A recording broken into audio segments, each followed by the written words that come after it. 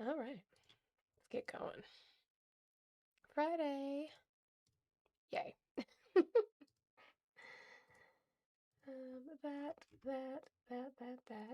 What else do I need to do? That.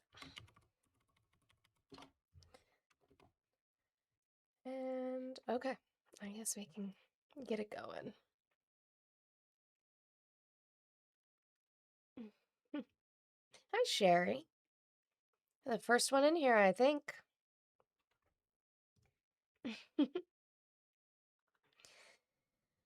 Alrighty.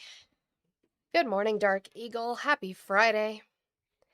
Happy Friday, happy Friday.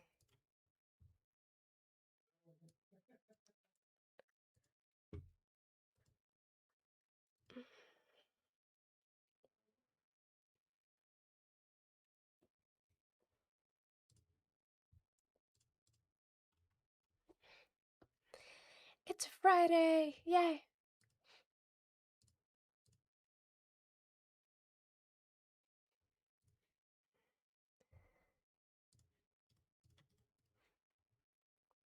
Friday.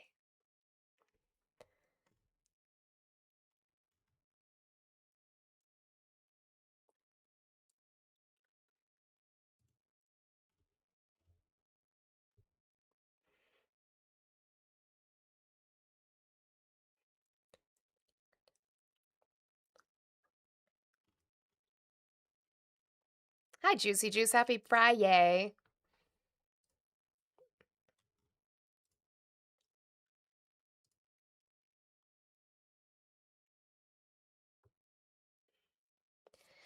All right, getting started. Lynette, I see you in there. I see you. Should probably.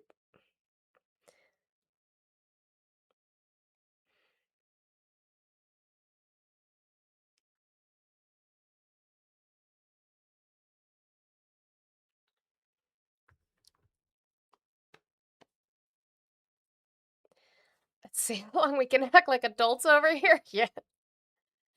Happy Friday, Justin. I'm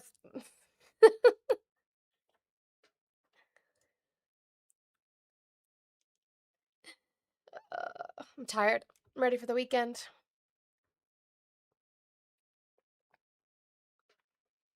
Hi, Ryan. How have you been?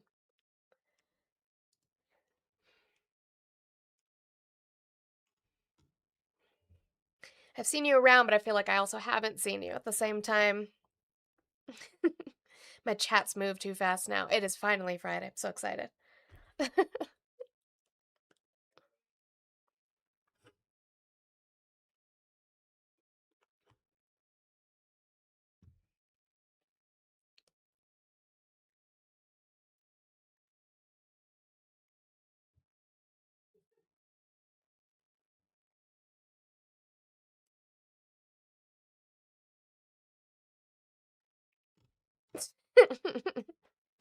Yep, Eli, it's over. It's already done.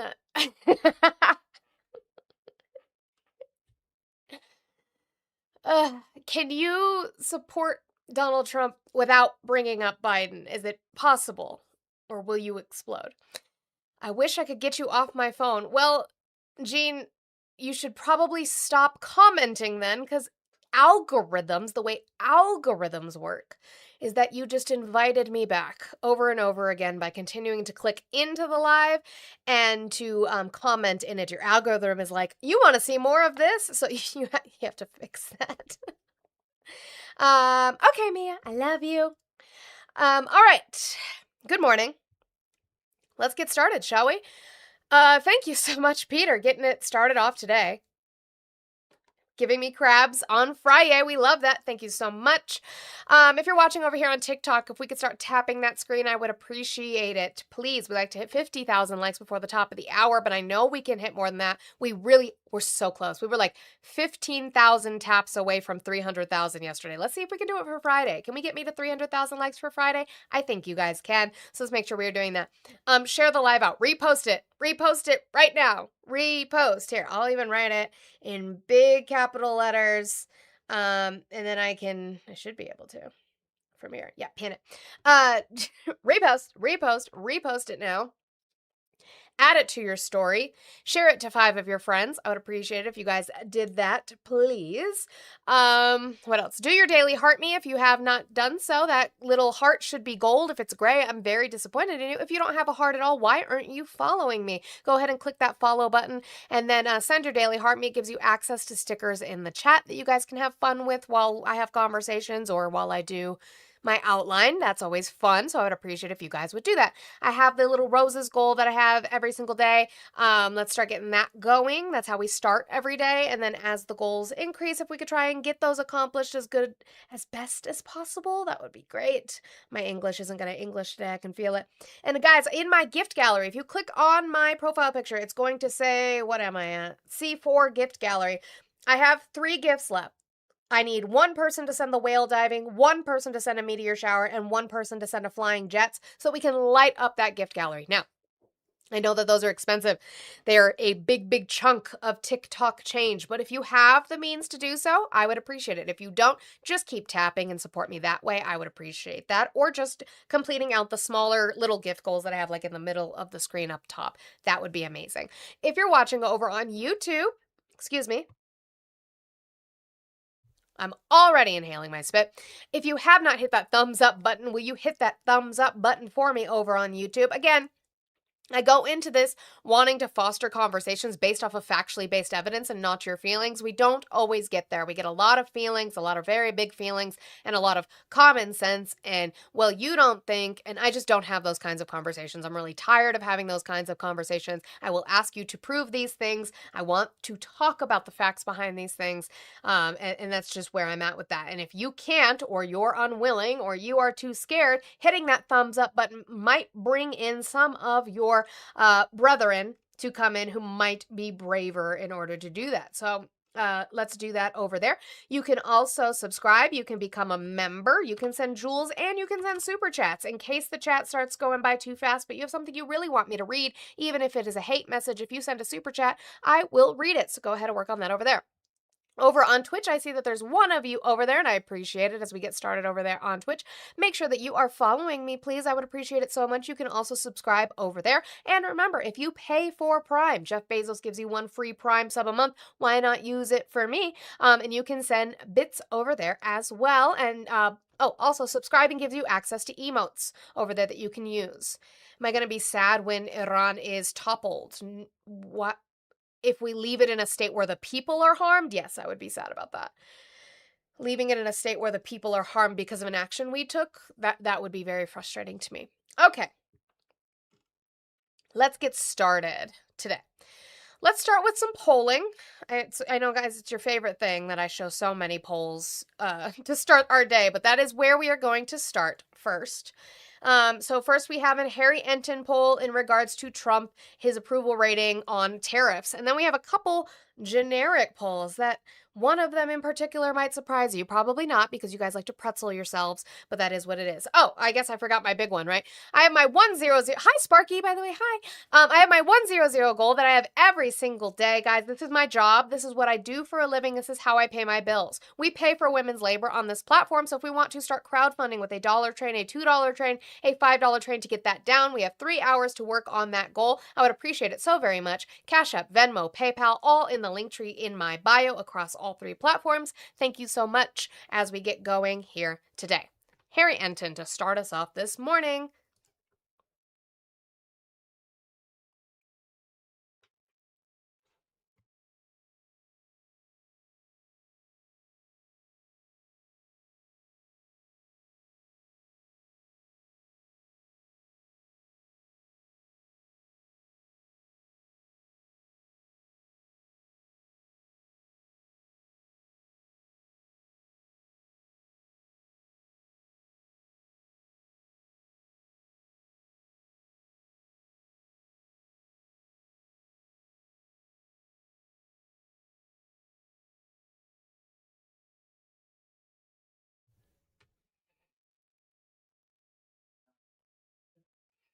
Now, again, this is a trend, maybe.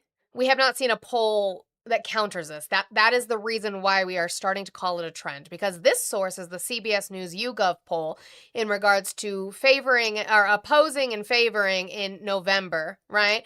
And how it has switched. There was even the approval, to be fair, even the favoring in November of 2024 wasn't very high. It was a majority, but it wasn't very high. But then once we get into 2026, 63% of the people polled in this poll oppose it. The reason that we are starting to see it as a trend is because I have not seen a poll yet where tariffs are in a favorable position.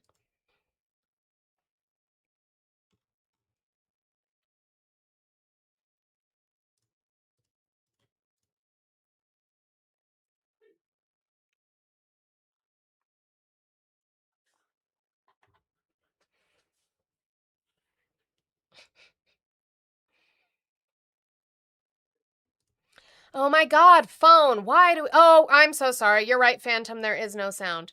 Why do you guys do this every single time I show a poll? I just showed you the source, CBS News and YouGov. Just hold on to your hats, please. Mirrored the tariff situation. Yeah, exactly right. I mean, the tariffs were what set Donald Trump off on a pathway to nowhere, on a pathway to a presidency that is a dead end. Take a look at this. Trump's negative net. Now, what I'm going to do is I'm going to skip this section. Why? Because the source says polls that meet CNN standards for reporting.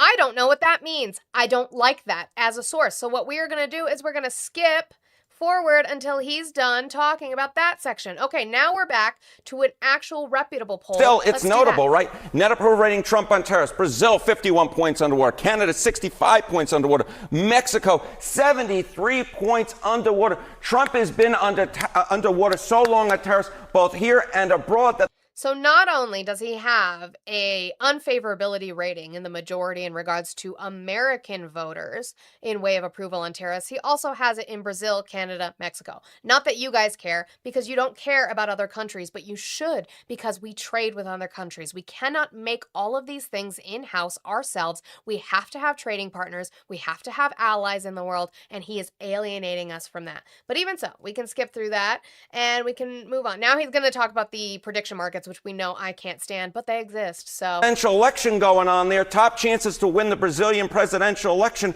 Lula, who President Trump does not like, he has now a 63%. Cool. So somebody is leading who President Trump doesn't like. See, I don't even care about that. So we're going to get rid of that. Ready? Okay, cool. Let's go to another poll. Let's go to Emerson polling. This one just came out not that long ago. This was July 2026. I just want 23rd. It's right there in front of my face. Yeah. July 23rd, 2026. This is Emerson College polling in the generic ballot. Okay, so national polling. A new Emerson College polling survey of likely 2026 voters finds the Democrats with an 11-point advantage over the Republicans on the generic congressional ballot, leading 53% to 42%. President Trump holds a 39% job approval rating, consistent with the past 2 months, whereas his disapproval increased another point to 57%. Okay? So here you are. This is from Emerson College, 53% to 42%. Driving the Democrats' significant lead on the ballot are women voters, who break for the Democratic candidate by a 27% margin, 56% to 39%, while men are more split, 49% support for Democrat and 44% the Republican. Spencer Kimball, executive director of Emerson College Polling, said. Looking ahead to the 2028 Democratic presidential nomination contest, top contenders. Now, they're doing, I don't even like this one. Like, let's be honest, because nobody has officially announced, and they're not going to until after November, really on either side, on the Republican side nor the Democratic side. They're not really going to officially come out and announce until after 2024. So these are all speculative, right? People we have been seeing making headlines, I guess, in way of their speeches and going out and holding rallies. Pete Buttigieg, Gavin Newsom, John Ossoff, AOC, Kamala Harris, Andy Beshear, Josh Shapiro, J.B. Pritzker, Ro Khanna, someone else, and undecided. Okay, so I don't take much stock in that. It is what the likely voters said that they would see in a Democratic primary for president, that Pete Buttigieg and Gavin Newsom would kind of be in the front running. Why isn't Mark Kelly on there? Honestly, because I don't think people want to see him run. I'm going to be honest about that. As much as we talk about Mark Kelly and loving Mark Kelly and wanting to see him run, I think people would much prefer him in his Senate seat in Arizona. Like, to be honest, I think that's where people want to see him. But again, this is why we don't take a lot of stock in that, McLovin. Like, I am with you. It's why we don't take a lot of stock in this particular poll, because we don't know. We just don't know. This is all a guess of likely voters on candidates who haven't announced. Maybe Mark Kelly announces. We don't know. Maybe the someone else was Mark Kelly. We don't know. So they kind of do the same thing again, and I hold the same standard with the 2028 Republican primary tracking in way of JD Vance. So this was August of 2025, February 26th, May 26th, and now July of 26th. And you can see where the primary tracking and the favorability has gone. So Marco Rubio was way down here, and now he's going up, and he's kind of neck and neck with JD Vance, who had gone down. Ron DeSantis and then undecided are kind of just sitting in the no category. We know that. JD Vance and Marco Rubio are kind of playing this game of who will Donald Trump appoint or anoint, right, as the person who comes in, kind of a thing. Phantom, thank you so much for the 45 bits. I appreciate you. Okay. Do you think the United States government is spending too much, too little, or about the right amount on aid to Israel? Dark purple is too much. This is right amount is the light purple, and then this, I guess you would call it vibrant purple, is too little. So overall, right, the aggregate you're going to get is that 61% of likely voters think that we're spending too much on aid to Israel. But then, of course, when you break it down, you're going to say the Democrats are going to be, of course, at an 85% rating that we're spending too much. Republicans are at actually a right amount of a 55%. It still seems to be like a pull and push, but for the majority of Republicans, they do support it. And then independents, 68%. That's where you're going to run into problems for both parties, is you need independents to be able to win elections. You said I'm a Republican. You said I like Pete. I'd vote for him, but I fear MAGA would be energized if he got it. It depends on who their candidate is. They really I think that's the thing, is what Trump has done to the Republican Party is kind of pulled focus away from potential candidates to make their names known outside of him. And I think that that's a problem the Republican Party is going to have to deal with long after he's out of office or gone, is what he has done to the party in regards to creating another strong leader to follow him. He plays this game of love me, JD, love me, Marco, and I'll decide between the two. But I don't know if that's going to be enough as we get closer and closer, how long he continues to play this game for the Republican Party. This is what I really wanted to take stock in, because I have a video for right after this, which is, do you support or oppose data centers being built in or near your community?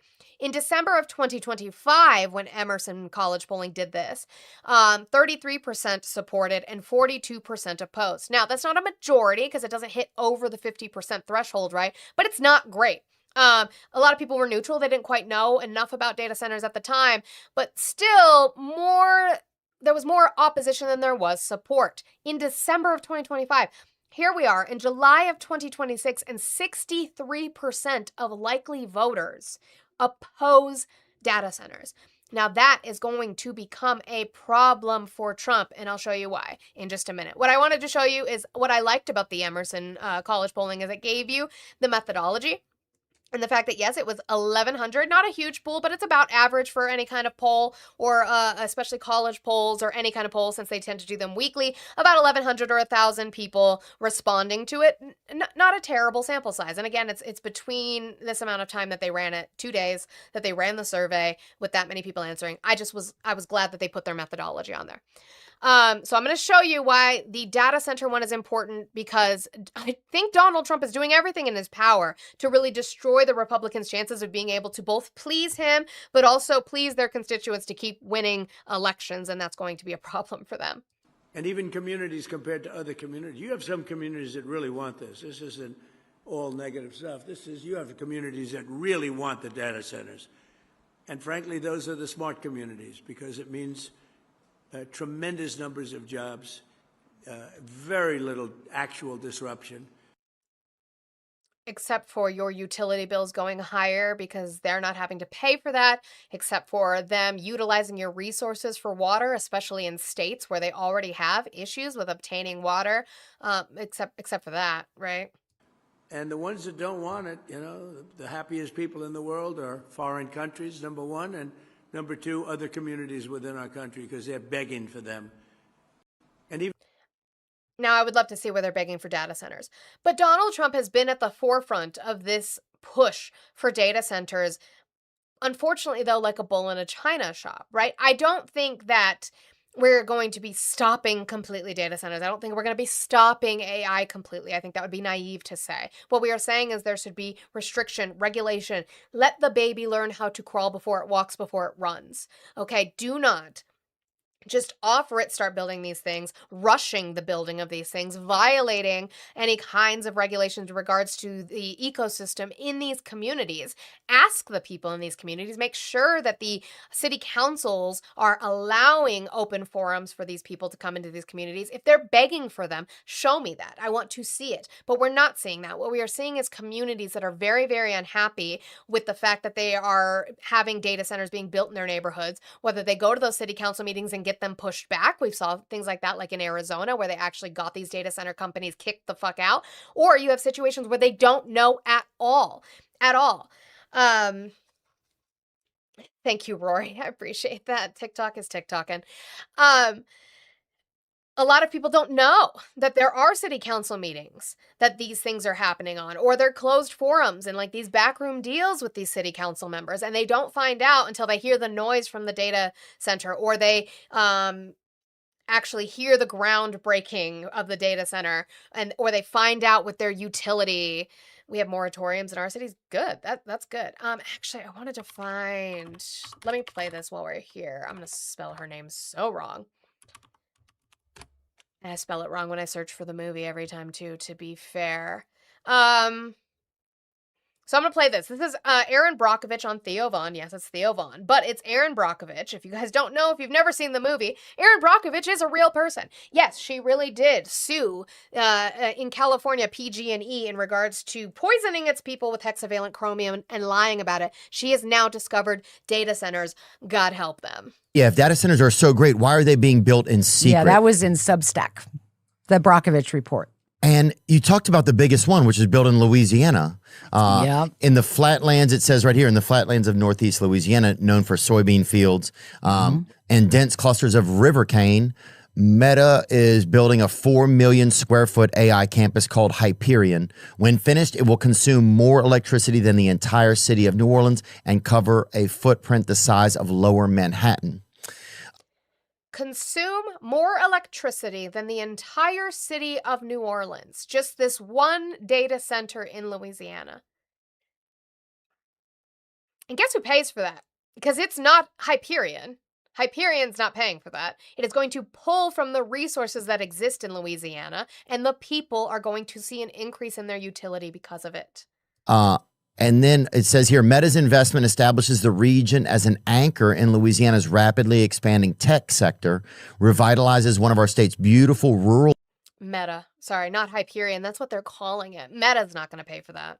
Areas and creates opportunities for Louisiana workers to fill high-paying jobs of the future, said Louisiana Governor Jeff Landry in a press statement. I thank Meta for their commitment to our state. And what shocked me here, though, was a resident of Holly Ridge, an unincorporated community in Richland Parish. Zoe, this is Theo Von. He's not very smart, but he does bring on, at times, very smart guests. So he's not a smart man, but he can bring in, he kind of is like the Temu Joe Rogan, which is saying something because Joe Rogan is Temu in himself. Said she found out about the data center the way everyone else in her community did when they started digging. Correct. And I was like, oh, she says, nobody told us anything. Correct. They supposedly had a big meeting. The whole community was supposed to come. Nobody knew anything about Correct. it ever. Correct. But how did data centers come onto your radar? So this person who lives there did not find out about it until they started breaking ground. Why are the communities not being asked? Why are they not being told? And why are they not being asked, hey, we are going to take this money from Meta to build this ginormous data center. Would you like some input in it since you actually live there? So I don't call it Temu. It's Temu to me. So, How dare you report me? I woke up one morning and I had 30 individual emails from the same community regarding the same issues, data centers. Wow. So having done this for 30 years now, anytime I get a cluster of emails, that's a sign. And then I was like, data centers. It was almost a moment like in Hinckley, California. Hexavalent what is that? Data centers. What's going on with data centers?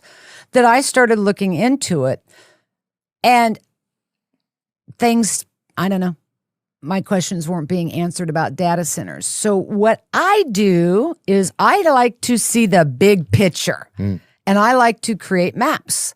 So I created what's called BrockovichDataCenter.com, where people, if they were having issues with data centers in their backyard, could self-report.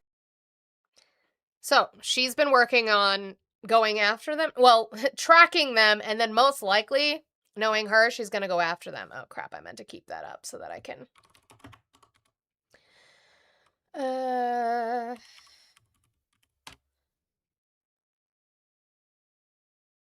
meant to keep that up so that I can post it.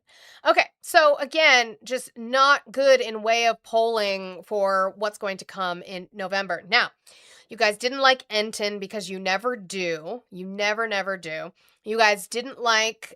I can't wait to watch Aaron Brockovich too. Aaron Brockovich, the return. You didn't like Enton, even though he was citing CBS and YouGov and Pew. You probably didn't like Emerson, although I didn't hear you guys say as much about Emerson, which is interesting.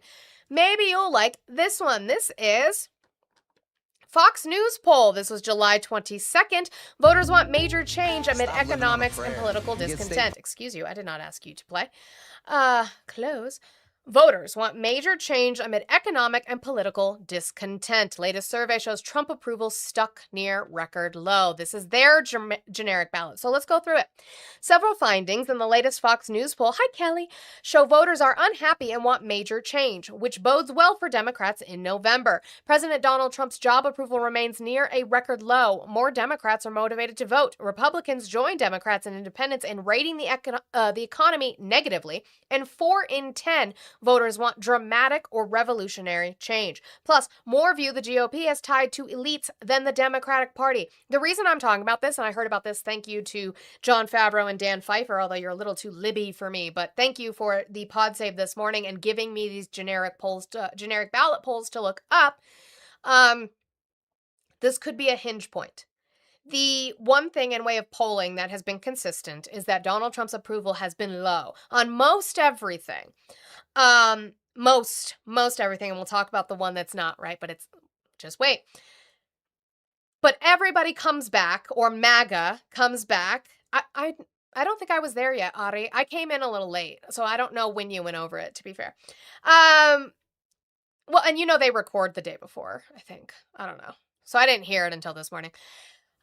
What was I saying now? I lost myself trying to make sure Audie doesn't hate me. But the comeback that MAGA and Republicans usually give to these polls on Trump's low approval rating is the fact that, well, Democrats are low approval too. And I say, yeah, they probably deserve to be low because what are they able to do, let alone can do, let alone what do you want them to do, whatever, right? So...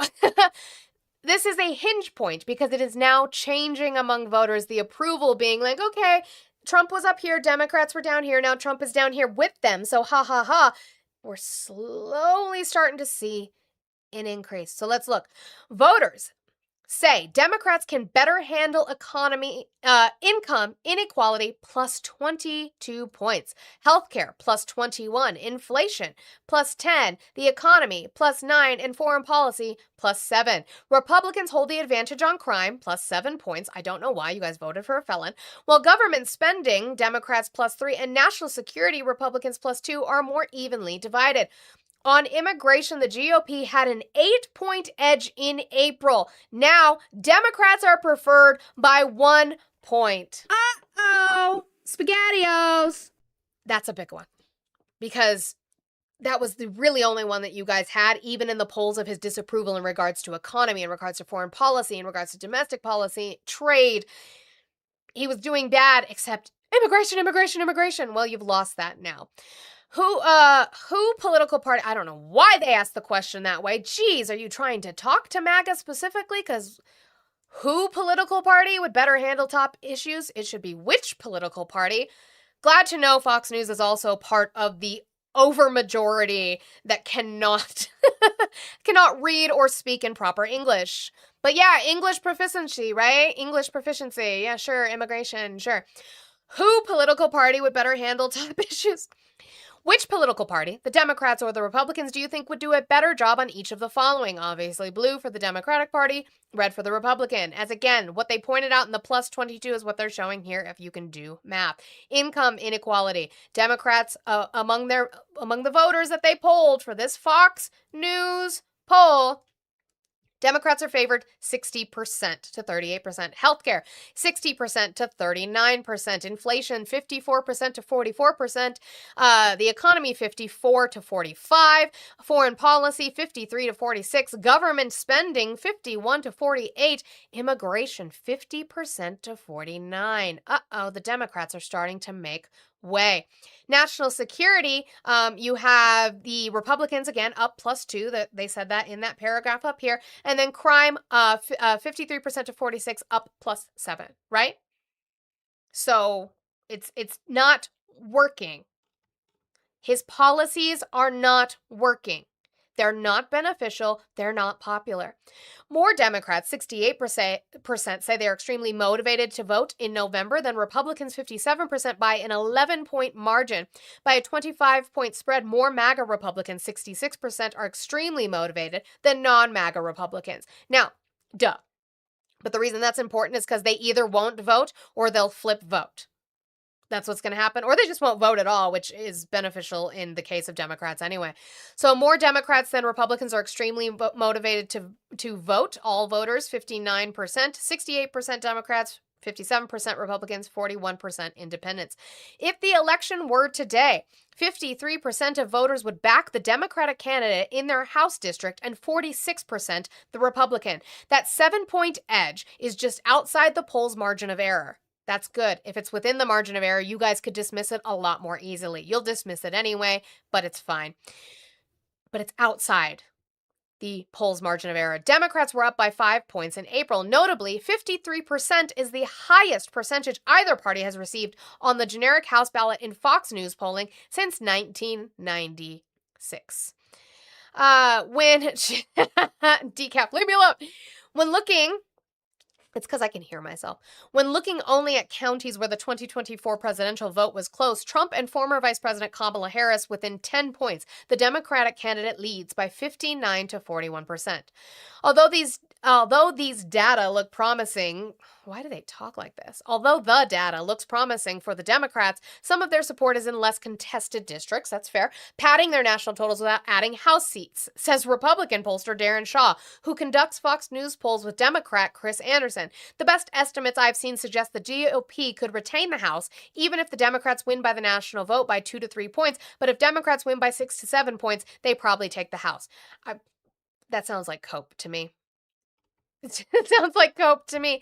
2026 House vote preference. If the election for Congress were held today, would you vote for the Democratic candidate in your district or the Republican candidate in your district? Again, 53% to 46% as of July. This is the trend with which they are showing from 18, 22, 26, 26, 26. The Democratic advantage comes amid weak ratings for Trump and continued economic pessimism. Trump's job approval stands at 39%, unchanged for the third month in a row, and 1 point above his low of 38% in October of 2017. Approval of Trump is a touch lower than former President Barack Obama's, the same point in his second term, 42% in July of 2014. Trump received net negative ratings for handling immigration, 42% approve, 57% disapprove, Iran 34 to 66, the economy 33 to 67, and inflation 27 to 73. 3/4 rate the economy negatively, about the same for the past 6 months. That's bad. So here was the excellent or good approval for Biden. Obviously, it's going to be low, 30%. And here we are, excellent. Good for Trump is 24%, even lower. That's bad. Another 3/4 say inflation has caused them financial hardship, including 34% who say serious hardship is up from 26% last year. Okay? 54% expect the economy to worsen in the coming year. Only Republicans express optimism, 71%, while Democrats, 75%, and independents, 64%, expect it to worsen. Now, again, you can disregard these two numbers. The one you need to factor in is going to be this for both parties. Dissatisfaction extends beyond individual figures to both political parties and the broader economic system. Democrats and Republicans have a surprisingly broad array of shared beliefs about politics today, says Shaw. Both think elected officials answer to the elites. Both think the system is rigged. Both want to see new blood in office. Both feel betrayed by their party. Both disapprove of their members in Congress, and both want a mandatory retirement age for Congress. Sounds about right. Some 70% say the Republican Party is closely tied to elite interests, while 55% say the same about the Democratic Party. So now you're losing the talking point about being for the everyman. That's going to be very, very bad for you. The 15-point gap reflects more Democrats and independents saying the GOP is tied to elites, yet even Republicans are equally likely to describe both parties as close to elites. There's disillusionment in both parties. Many Democrats, 48%, and Republicans, 41%, say they feel betrayed by their party, and for both, it is primarily for selling out to special interests. Perceptions that the political system favors elites are reshaping views of the economy as well. The number who accept income inequality because that's how our economy works has fallen 16% compared to 2014, from 62 to 46, while the share who want government action has more than doubled, 13% to 30%. At the same time, an increasing number, 65%, think the country system is rigged in favor of the wealthy, up 9 points compared to 2019. By 2 to 1, voters say it is more important to elect new people than keep those with experience. Overall, 19% say they want revolutionary change in the nation's government, while many others want substantial, 38%, or dramatic, 23% change. Almost twice as many Democrats, 52%, as Republicans, 28%, want dramatic or revolutionary change. That makes sense. Nearly 7 in 10 voters disapprove of both Democrats and Republicans in Congress. Yeah, their approval in Congress is going to be bad. Democrats are mad at the Democrats in the establishment because they can't do anything, whereas Republicans are mad because the Republicans won't do anything. So there's going to be a difference there. Some 32% of Republicans disapprove of their party's lawmakers, while 39% of Democrats disapprove of theirs. That makes sense. More than 8 in 10 independents disapprove of both. Fully, 85% support a mandatory retirement age for members of Congress, up 20 points since 2002. Of those in favor of setting a cap, 80% think it would be before age 75, with 61% selecting a cutoff between 65 and 74, a boundary supported by more than half of every generation. Now, they go into the generic ballots on capitalism and socialism, but again, I just wanted to show you that was a Fox News poll. Deal with it how you must, I guess. Okay. Real quick, I do see somebody is in the box. I will bring you up in just a second. I just wanted to show this real quick. I played the More Perfect Union video the day that SpaceX was added, allowed to do its API, and we talked about the fact that they kind of moved the rules around for them to be able to do this, and that how that could be seen as a negative in the future. Well, unfortunately. SpaceX stock plunged 50% as the space sell-off finally hit. SpaceX shares initially surged in their public debut last month, but the broader trade had already rolled over. Now, the reason that's important, IPO. I said API.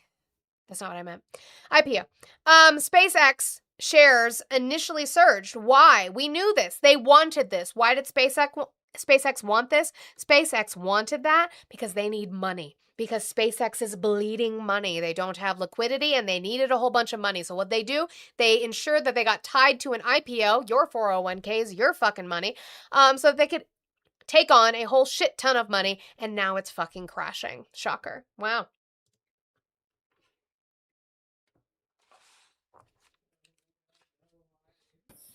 Wall, how are you today? Oh, you joined yesterday, and I don't think you meant to. It was the same situation. Never mind. Okay. I want to move to economy stuff, but I really, really am going... I want to play this first. I have to. I posted it in my Discord, so if you're in my Discord, you saw it already, or many of you might have already seen this. Pentagon lowers official Iran war death toll, omitting 4 killed this month. The Pentagon lowered its official death toll for the Iran war to 14 from 18 in the space of a day, after the Trump administration removed 4 service members killed this month from the count, according to the Defense Casualty Analysis System. The Pentagon's casualty database showed 7 of the 14 deaths were classified as hostile. The New York Times reported the change in count earlier. 3 military officials told the Times that the 4 service members killed this past weekend, 3 in Jordan and 1 in northern Iraq, were struck from the list because their deaths came after President Donald Trump declared a ceasefire in April. Is that good enough for you? Is that good enough reason for you guys to remove them? For them to remove them? Because of this ceasefire that wasn't a ceasefire? Because Donald Trump said a ceasefire with Iran is when you fire less. Who cares, David? David Swinburne in the YouTube chat said, who cares? Who cares that we omitted the deaths of 4 involved in hostilities with Iran in our official death toll? Okay. All of the deaths listed on Thursday, Raptorate also said, who cares, really? All of the deaths listed on Thursday, U.S. time on the website, which said it was updated as of Wednesday, occurred in March. The Pentagon said the State Department did not immediately respond to CNBC's request for comment. Hi, Ari. Hello. Okay, so there's actually more to this. I went over it on Monday at the end of my live, so much more. So for those who don't know, the Pentagon, the DoD, the military, they have a dedicated website specific to honoring our fallen soldiers. It's the DCAS. Yep, I've got it on the screen. Okay. Now what I want you to do is so you see how it says 7 hostile, 7 non-hostile for a total of 14, right? Mm-hmm. Go to the names of the fallen. Assuming they haven't updated it yet. Where? Oh, names of fallen. That right there. Yep. Okay. Is it still 10? 1, 2, 3, 4, 6, 7, 8, 9, 10 for page 1 of 2. Yeah. Oh, they have a second page now. 10, 11, 12, 13. Okay, so do they finally have? Are those the 13? Are they the 3 Air Force captains? Let's see. We have National Guard, active duty National Guard. We have. Let me see. No, just look for captain in front of the name. So there's captain. Did they there's only one add captain on the first page? Yeah, the Army. And 1 captain on the second. Or no, 2 captains on the second page. Yeah, so 3. Okay, so what branches are those in? National Guard for 2 and the reserves Army. For 1. Reserves are okay, so they're still not listing everyone, right? So there were so for those that don't remember, there was that crash where the refueler plane crashed. 3 Air Force captains were on board. At the very beginning of July, on July 1st, you had a Navy captain that crashed and was declared deceased after 5 days trying to find his body. And now, of course, we have the additional 4 deaths, 3 in Jordan and then the 1 in Iraq. So the list, to be clear, is not complete. They are missing 5 names at minimum. And I like that before we had all the names for the individuals that died this past weekend. I had actually covered this on Monday because they were missing every single name of all of the Air Force captains. Right. They didn't have a page 2. I scrolled over, I'm like, is there maybe a page 2? Nope, nothing. They're not updating everything. They are hiding things from you. You should be upset about if you support this war, if you support Donald Trump, you should obviously be upset about our service members dying in war. You should be upset that for some reason, this Pentagon, this administration is hiding all of them from you. I have to go to the Military Times website to get a clear listing of all of their names. Well, instead and of you the say you Pentagon's support own the website. troops, the way you guys say you support the troops, and yet multiple of you came in here and said, "Who cares?" Oh, okay, I see where you stand. Like, Yeah, it's ridiculous. So when I was originally comparing this list, the person who caught, because I was like, what is the difference? Like, why are 3 names missing? Chris is the one who caught it, and he was like, oh, all the Air Force captains are gone. I'm like, okay, that's an interesting one. and as Chicky points out, saying that they didn't die in war/combat also affects the benefits to their families. So, Yeah, well, they're all about saving money. But yeah, that's what I wanted to say. So no, I appreciate that. Thank you for adding context. yeah, no, adding more things to be upset about, if I'm being honest. Yeah, no, love that. Love that for us. God. Yeah, y'all should be calling your Congress member and asking them why the Pentagon isn't honoring 5 of our U.S. soldiers who died. Right. I agree. Okay, bye. Okay, bye. And then the last thing that I have on that is going to be Senator Gallego from Arizona and just his words about it, because that's the thing. The brackets that you're putting them in not only affect, as Chicky pointed out, thank you, affects the benefits that the family receives. It is a disservice to them because to sit here and say you support the troops, they're dead. They're dead, and you're omitting them.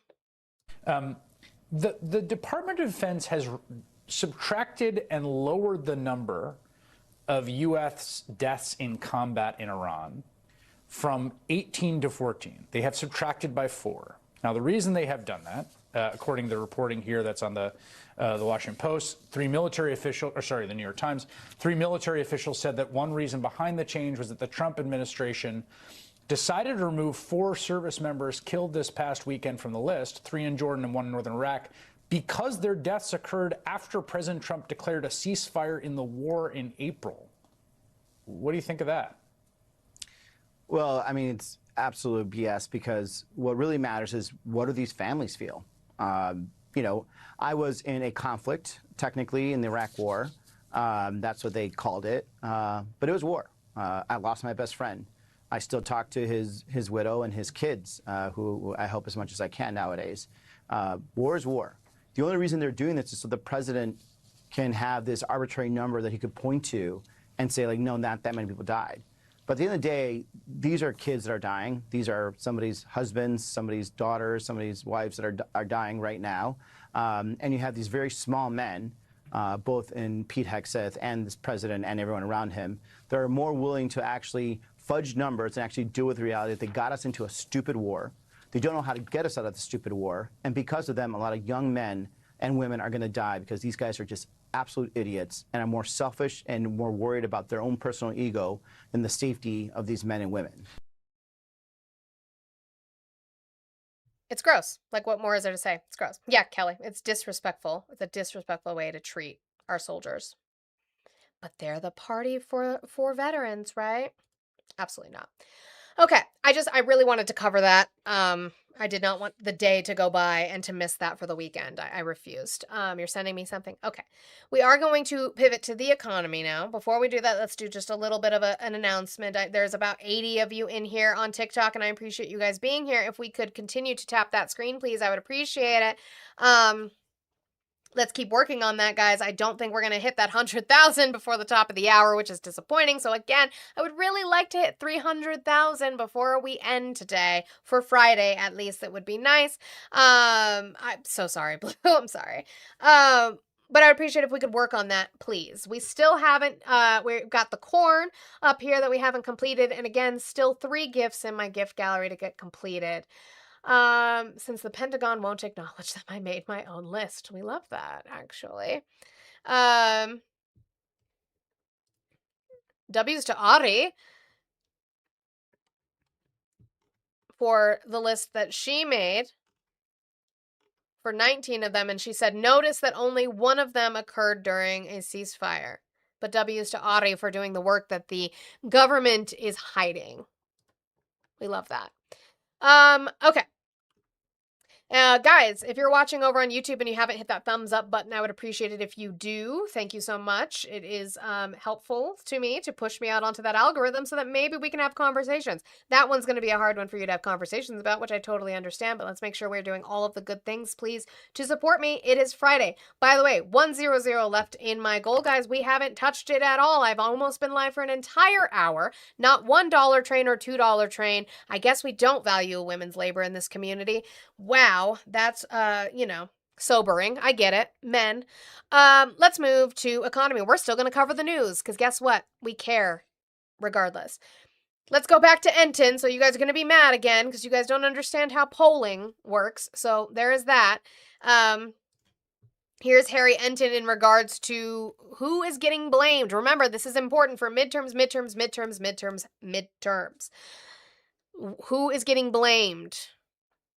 I am curious about what happens with the feelings towards inflation as a whole, because all of these things hit your pocketbook. How do Americans feel about who's to blame for inflation? Yeah, that's exactly right, Sarah. Look, this is part of a larger equation, right? The reason that Donald Trump won a second term in 2024 was because of inflation. Now the higher gas prices are disproportionately affecting and making inflation go higher. And just take a look. And again, David, you've been here long enough to know that CNN is citing its sources, Reuters Ipsos poll, and it's even taking into account that this poll was taken before the recent uptick, which means that Enton will do an update when he gets more polling results to do so. Be honest. I just went through an entire Fox News poll, David. Look, Well, you're disingenuous, David. You're just a disingenuous troll. It's fine. is just nutter butter. This one is ABC Ipsos and Fox News. Guess what? We went over that with the Fox News poll. This is movement that kills parties, that kills their electoral aspirations. Trusted more on inflation. You go back to October of 2024. The reason Donald Trump won that second term in the White House was because he was more trusted on inflation by 6 points over Kamala Harris. The number one issue, the cost of living, inflation, is still the number one issue when it comes to Americans. But who do they trust now more when it comes to inflation? Look at this in the cost of living. Most recent Fox News poll, Democrats trusted by 10 points on inflation, a complete switcheroo from what we saw in 2024. Remember, inflation was what kicked Joe Biden and the Democrats. I don't know why he talks like this. Our Red Bull good boy, golden retriever, Harry Enton. Democrats out of power. Sorry, I want to see him kick again. Sorry. Remember, inflation was what kicked Joe Biden and the Democrats out of power, kept Kamala Harris from getting to the White House. Now, this same issue may in fact be what turns Republicans out of power in Washington, D.C., at least when it comes to the House, maybe the Senate as well. If these numbers hold, it's very hard to imagine that Republicans are able to hold on to the House of Representatives when on the number one issue, the Democrats are trusted by 10 points and a complete switcheroo from where we were just a year and a half ago. These are the numbers that Democrats absolutely love and Republicans absolutely have to despise. And more than that, it is the gas prices that will continue to make these numbers for Democrats go up in terms of their lead on the number one issue. And it's the big reason why Democrats at this point should be favored he's gotta to be take a back theater the U.S. kid. House of Representatives. It was the number one issue in this past presidential election. They gave their support to Donald Trump. And like you said, that is a huge switch around. This is a huge switch around. If I recall correctly, it is the largest lead that Democrats have held on inflation in Fox News polling. Wow. Since 1996, and not just Democrats, but both parties. It's the largest that both parties have seen in Fox News polling since 1996. How was he out of breath initially? I don't know. But I do, look, he's a theater kid at heart. It's just like, look, can you do the, can you do the, can you do the, can. Okay. Sorry. It's Friday. I need to go. But we're not done with Harry Enton quite yet. Not done yet. Here is Enton and gas prices. What about those gas prices? Me now. All right, we've seen some numbers here about how Americans feel about the war in Iran. How do they feel specifically about whether the war in Iran was worth it? The pain. Well, it's that's perfect timing for you to yell at me, Jeep Duds, because it's being told that, yes, the Democrats are going to win, and then there will be no reason for these Israel-funded liberal live streams. So thank you, guys. Remember, George Soros does breathe down my neck for Israel, I guess, even though I've only ever spoken against the Israeli government. But because of that, let's make sure that I am getting paid by those governments. Wow, thank you guys. Jeez, I didn't listen. I think you just like to be yelled at. I'm really getting convinced that you just like Dami Mani and you just like to be yelled at. I think you just enjoy it. W's to Rory for the $5 train. You said, wish it could be more. I appreciate you and I see you in the chat. I know the people who are supporting me. When I am yelling, and I'm not even yelling, when I'm admonishing obviously the people that aren't here. You guys are here. You guys are supporting me and I see you guys here. So I'm kind of just like talking into the ether and I get that. I understand that. But W's, thank you so much, Rory, for the 5. Kelly, oh my God, Kelly, holy crap. W's to Kelly for the $35 for women's work. W's, huge W's to Kelly, thank you. Jumar, thank you for the $2 train. I heard we were doing corn. Oh wait, you meant the gifts. Jumar, are you trying to get my Venmo taken away now too? I don't have a Jen to use their Venmo, so don't do that to me. Sparky, yeah, yell at me. Wait, what? Ari, thank you for the 31 cents. LOL eyeballs. Why do you do these things to me? Why do you do these things to me? W's to Jeep Duds for the $10 for Take My Money. And W's to the Juicy Juice for two Juicy Juice for $2 train. Choo choo. At least I put corn. True, Jumar. You did.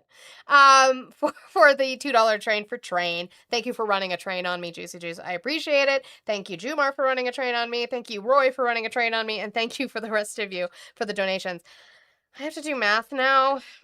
Hold on. Shh. Leave me alone. I can do it in my head. Watch. Just give me a second. Okay. Yeah. I can do it. I have to use the calculator to subtract it, but I calculate it up to calculate down. It's fine. You can put the There's Kayla with the calculator sticker. I see what you did there, Ari. Oh, 69. I can't stand you. W's to all of you. Thank you guys so much for the support. I appreciate it so much, guys. We are now to 45.69. Thank you. Do I have like naughty? I don't know that I have like, oh yeah. Insight. That erection. Glizzy. Yeah! I just got hard. There you go. Oh. I am hot. There you go. That one, let me make sure I got through all of those before we get back to good boy Red Bull Golden Retriever Harry Anton. Okay. Thank you guys so much. I appreciate it. Let's keep tapping that screen while we're sitting here. Guys, remember the phone lines are open, but I only have conversations based off of factually based evidence and not your feelings. Where's your purr? I don't have it on my board because it's not I don't want to exploit your purrs. So that was not for free, Lenati. Look at my goal. That was pretty paid. At the pump that they are dealing with. You know, this is where President Trump seems so politically tone deaf. I mean, this is what we're talking about, saying, oh, you know what, it's worth it to me. You know, I'm not actually taking part in the midterm elections. But just look at this. Just look at these numbers here. Is the Iran war worth higher gas prices? And I will note this, obviously, this poll wasn't conducted in the last 24 hours. So this doesn't even take into account that most recent peak. Take a look here. 65% of Americans, we're talking So again, let's do this again. Make sure we are reading the source at the bottom of the screen right here. CNBC, is the Iran war worth higher gas prices? Yes, 33%. No, 65%. And 3 say no. Terry, Terry, he's still better than Biden. No, he's not. On what metric, on what policy? No. No. The Iran war is not, in fact, worth the higher gas prices. So Donald Trump is here on one end saying, you know what it is. And the American people are here on the other end completely disagreeing with him on this issue of the Iran war and higher gas prices. The American people feel the pain at the pump, and they very much disagree with the President of the United States. Clearly. Again, we're over $4 a gallon. It's probably come down a little bit. Actually, well, the problem is that the increase in dollars per gallon goes up very quickly, doesn't come down as quickly as we see with like looking at crude per barrel or Brent per barrel. Y'all leave Tio Joe alone. I mean, I agree. W's to Kayla for the $2 train. Choo choo. You said, because I won't be left out of the train on you. Love you. Thank you for running a train on me, Kayla. Mia, my lovely Mia, thank you for the $1 for you to say, yuck, 45. Tried to say it like you said it. And thank you, Chicky, for the $1 for 86.45. It's not gonna be that now because it's a mess. It's a mess. And thank you so much, Bex, for the $2. Thank you for keeping us informed. W Bex, thank you so much for the money gun. Thank you. Thank you guys. I appreciate it. 5, 6. I can do math. Leave me alone. Leave me alone. 39.69. All of you and your train running today. I'm going to be wore out for the weekend. What am I supposed to do with my weekend if you guys wear me out with trains? What am I supposed to do with that? But thank you, the mouth, for the money gun. No one touched the 69 until the end. Thank you. That is... Okay. The blame for the war kind of on the president, but is it wider than that? Is the GOP also getting hit as we march towards the midterms? This is exactly Just right. get You know, myself ready. Donald Trump isn't technically on the ballot come November, but you know who is on the ballot in the midterm elections? The Republicans in Congress. And if there's any fantasy that is out there that somehow what is going on, the blame that's being put on the White House, won't funnel its way down ballot, well, I'm here to extinguish that false belief. Because just take a look here. Okay, and again, this is before the most recent uptick in the gas prices. Blame which party for higher gas prices during the war? Blame the Democrats? Just 27% blame the Democrats. Look at this lion's share. Again, this 2 in 3 number. 2 in 3 Americans blame Republicans if forced to choose between the Democratic Party and the Republican Party. Which party do they blame for the higher gas prices? They blame the Republican Party. So all that pain that Americans feel that they are putting the blame on Donald Trump, that idea... Now, that makes sense. You would see that if it was a democratically held Congress and administration, right? That's why Joe Biden got as much shit as he did, on top of telling the American people, hey guys, the metrics are doing great. The metrics were doing well. However, people were not feeling it in their pockets. So he got blamed for that, and the Democrats got blamed for that. Conversely, that is what you see happen, especially to this rate. When you have a president or a candidate at the time who ran on lowering gas and groceries day one, is now complaining, hey, give me a break, give me some time, but then is actively engaging in trade wars and actual wars that are pushing our economy to the brink. Of course you're going to see that. You're going to see the disapproval. It's going to happen. That it won't funnel its way down the ballot. As I said at the beginning, it is a false belief. It simply put isn't true. Republicans, it is quite unlikely that they will be able to escape the blame that is being put on the White House when it comes to the ballot box come this November. If the gas prices remain where they are, remember, they're going up. Right, and it's not surprising. They hold the House, the Senate, and the presidency. They hold everything. Right. Again, not surprising. They're going to get the blame because the Democrats aren't in power. They hold everything. As much as these Republicans really try to play the victim. Like, they try so hard to play the victim. I know we have everything and we're in charge and we bragged about it in November, but now that we're more than a year and a half removed from that, we're the victims. Cry for us. Sarah, they hold all the levers of power in Washington. No wonder they're the ones that are getting blamed. Yeah, which is not unusual. If that had been flipped and the Democrats on the same thing, it would be the same issue. I love that they just said what I said. We said with the same thing. I'm just like you. You're just like me. Okay. Thank you. Josiah is about to get in trouble. Thank you, Jeep Duds, for the 101 for Ari isn't the boss of me. Thank you for that. That is... Golly gee. You just like getting in trouble? I think you guys just like to be yelled at. I think you just like to be yelled at. So thank you for that. And then also thank you, Lenati, for the 462. You said, don't usually like the uneven number amount, but feel like being messy today. TGIF, te quiero mucho, mi amor. So now I gotta do that math.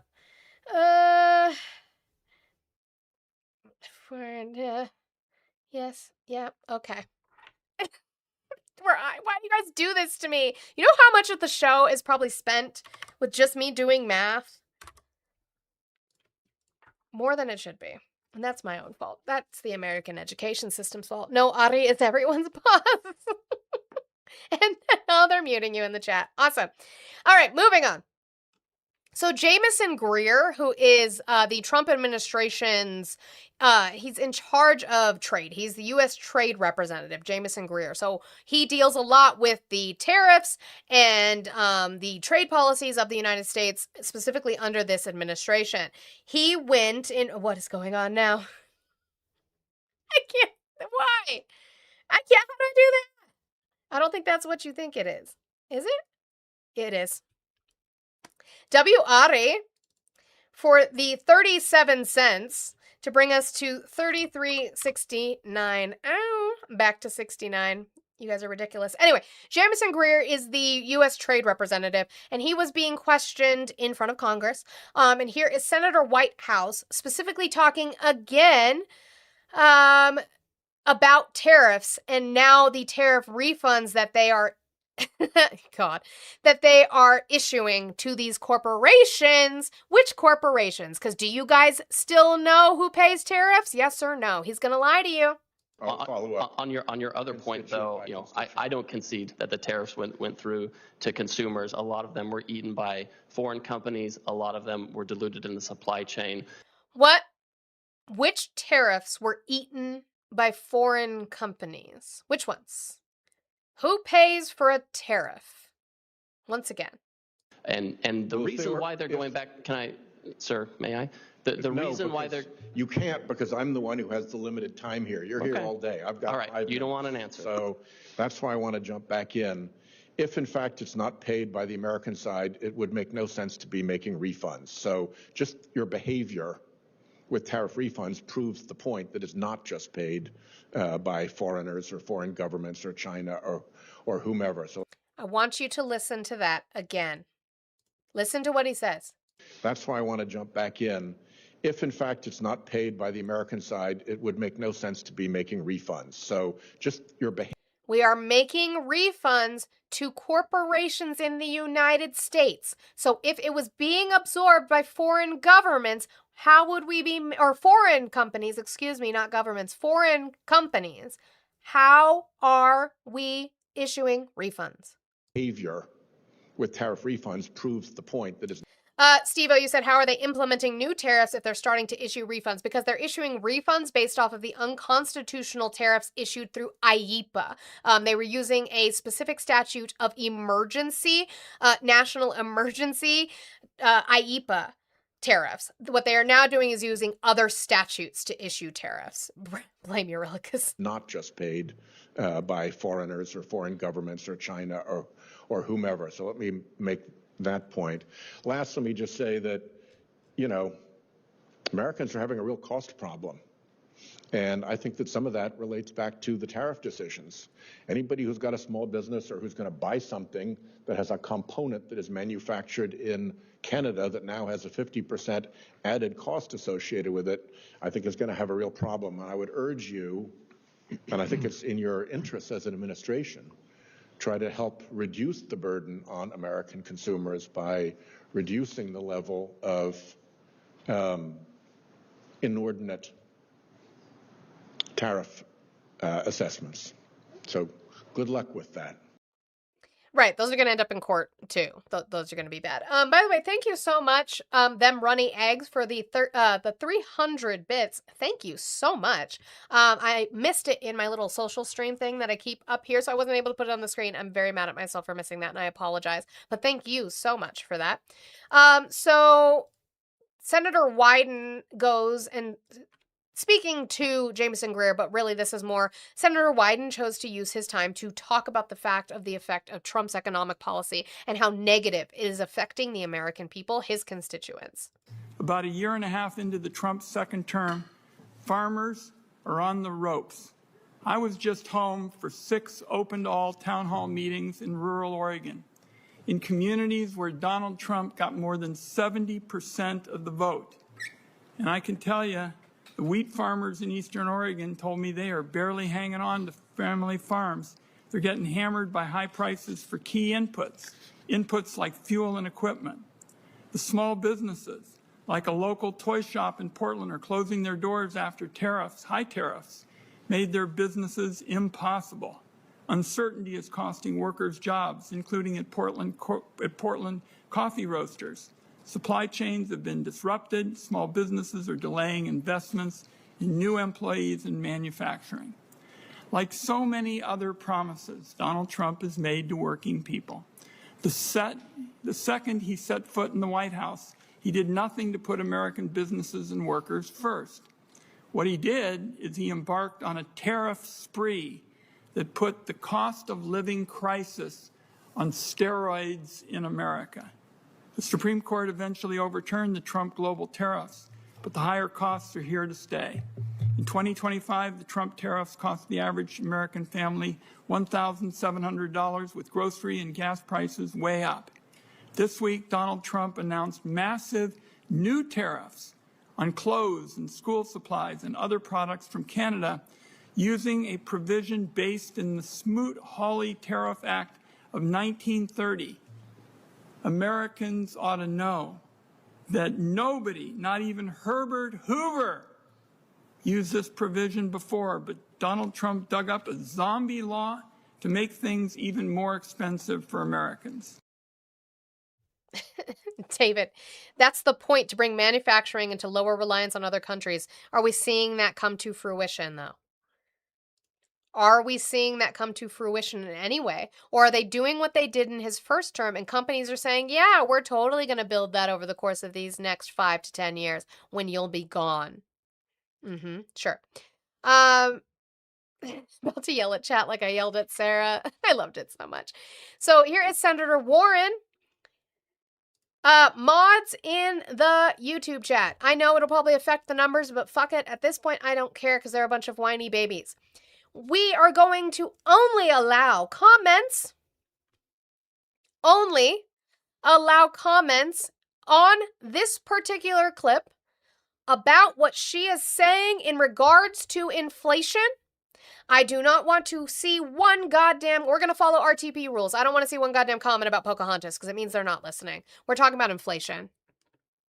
Asked you about Trump's chaotic across the board tariffs and said they will drive up prices. And you said, no, we can have tariffs and lower prices. Well, now we have the receipts. So let's just clear this one up. Ambassador Greer, have Trump's tariffs increased prices for American families?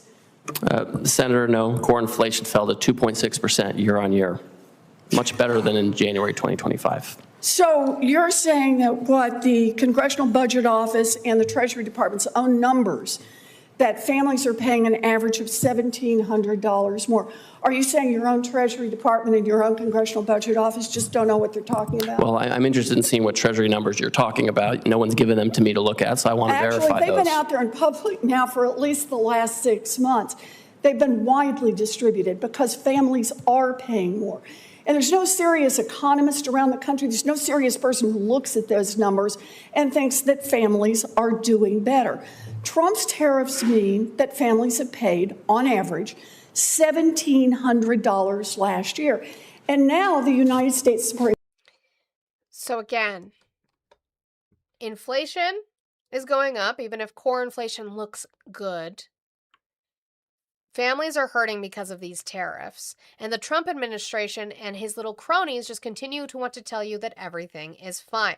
Arturo, I see you going back and forth in there, and you're talking about New York. I had an entire conversation with somebody. He's not here yet. I'm not going to speak his name in the hopes that he doesn't show up. You might not have been there. Were you not there that day that I had the whole conversation about New York in way of their budget? Yes, their budget is balanced. Why is their budget balanced? Why? Because in a deal that he did with Kathy Hochul, he was able to get funding, a bailout from New York to New York of money that was extra on taxes that had not been paid from people with second homes. And there was another piece of that as well. I have it in the outline somewhere. Not here, but from another day. That's still a balanced budget. They just took excess, surplus money from somewhere else to use towards New York City. Okay. $7 billion in bailouts from our taxpayer money. Not federal, no, from New York money. Not federal money, from New York money. New York gave money to New York. Oh my God. New Yorkers gave money to New Yorkers. Wow. This is Olzelski. I don't know if I said it, Olzelski, excuse me. To Mike Waltz in regards to Trump's family making money and how, do you believe that they're in a position of power to be able to put themselves in the position to make money? Do you think it's wrong for elected David, how am I wrong? Show me where they got money from the federal government. officials and their families to profit from positions of power? Do I think it's wrong? Just generally speaking? Your personal values, yes, sir. I'm pleased to hear that. So I guess the question then is, how do you square that circle working for a president who just last year made 20,000 stock trades, including companies who benefit from markets that he is actively manipulating, whether that's through announcing ceasefires, reversing course and allowing chip exports, or simply promoting these firms on his social media? Hi, Algie. Ryan in the YouTube chat said the only reason people give me money is because I have tits. I do? Oh, I do. I do have tits. You're right. That's interesting. Okay. Am I supposed to care about that? Oh, I'm sorry. Does capitalism bother you regardless of what they're paying for? Oh, interesting. Actually, a lot of the messages were for my labor, for my work. Thanks for teaching us. I'm sorry that that bothers you. I'm sorry that they don't pay for your tits. How can you say it's wrong but be silent as the president's sons benefit from mining deals paid for by U.S. taxpayers? As one of America's top diplomats, as a former member of Congress, does that not conflict with your values, sir? Well, let's not talk about Congress and the stock trading that I support a full ban. I think it's wrong for any member to trade. That wasn't the question, though, sir. I hope to see that bill passed. What was that noise? That was because they have boobies. But, you know, they have boobies because they sit like that South Park meme where their keyboard worrying about me from behind the screen. That's what it was. It was their breathing. We heard it yesterday with Tim when Tim was getting his sources on the phone. It's that COPD breathing. Do not fucking clip that. How dare you? Why are you like this? Why is my community bullying me? On the discharge petition. Number one. Number two. And a full ban, not the joke that my colleagues are trying to put forward. The president, members of his cabinet have all complied with the Office of Government Ethics, as have myself. I love you too. Have they? Have they? Because it seems like Donald Trump's cabinet, his administration, and his family are benefiting off of the office. That's what it seems like is happening. So we have ethics rules in place. We have an agency that oversees. So you think we all subject ourselves to the Senate and to this office and receive that clearance before we come for confirmation. So you're okay with the president's stock trades? They're in accordance with transparency and in accordance with the rules of the Congress. We publicly put our finances out there every year in our financial disclosures. So you're comfortable with the yeah, and that's how we found out that Donald Trump's company, controlled by his sons, has been doing more stock deals and bond deals than we've ever seen ever in companies that he then praises through truth releases, truth posts, or comes out and does so in rallies. You don't think he's getting the benefit of that? The president buying stocks in companies like energy before he announces a ceasefire. You're comfortable with? The president is complying with the ethics rules as they sit on the books. Do you think that they should be changed? Do I think that they should be changed? I'll leave that to this August body. Well, I'm trying to change the United Nations, which makes this look like an appetizer. Well, again, just a reminder from yesterday, he's trying to change the United Nations, but has not read the State Department report on Cuba. But he doesn't need to because he's a native Floridian. Uh-huh. I think it makes your job harder because these conflicts of interest, the president's insistence on outsourcing high-stakes diplomacy to family members and business associates impacts our standing in the world in a profoundly negative way. They impact your ability to effectively do your job as one of our country's top diplomats. Can I just answer your question? I have never regularly deal with Secretary Rubio, with the president. You answer the question. It's okay. I have never seen them, ever heard them mention anything at all where they would gain personally from any of their policy decisions. They have the interests of this country first and foremost. Ambassador, you don't have to ask. Decisions. People don't often announce I'm corrupt. But we can see it plainly when the president has put billions of dollars in his pockets and the pockets of his associates, of his children, of his friends, of Mr. Witkoff, of Mr. Kushner. If you can't see it, sir, that's on you. But they see it, they just don't acknowledge it. That's the difference. W's to the TikTok tappers and chatters. Thank you guys so much for getting to 100,000 likes. I appreciate you guys. Let's keep working on that. Keep tapping. You will have muscles on your fingers before they end. I got lucky. Why? Did it not pick it up? Did I get lucky? Did my microphone not pick it up? So let's go to Michael Bennet to Jamieson Greer. Michael Bennet, who just lost his primary for becoming the candidate for Democratic governor in Colorado.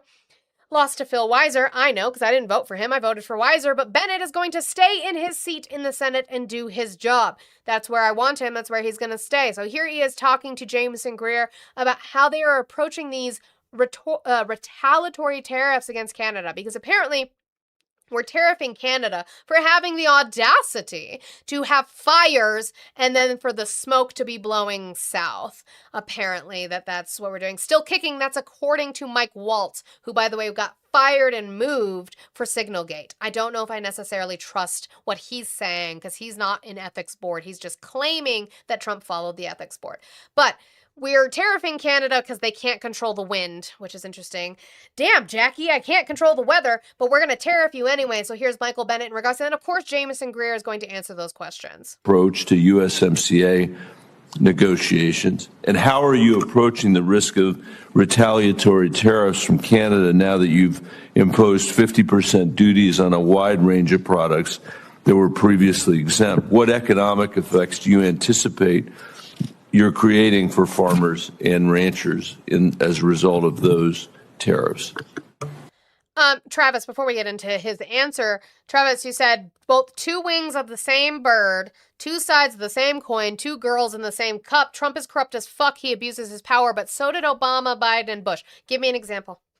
Show me where Obama enriched himself specifically by peddling favors off of the office. Show me where Biden did the same. Show me where Bush did the same. Please. So, Senator, for context, when President Trump left office his first term, we had an ag trade surplus.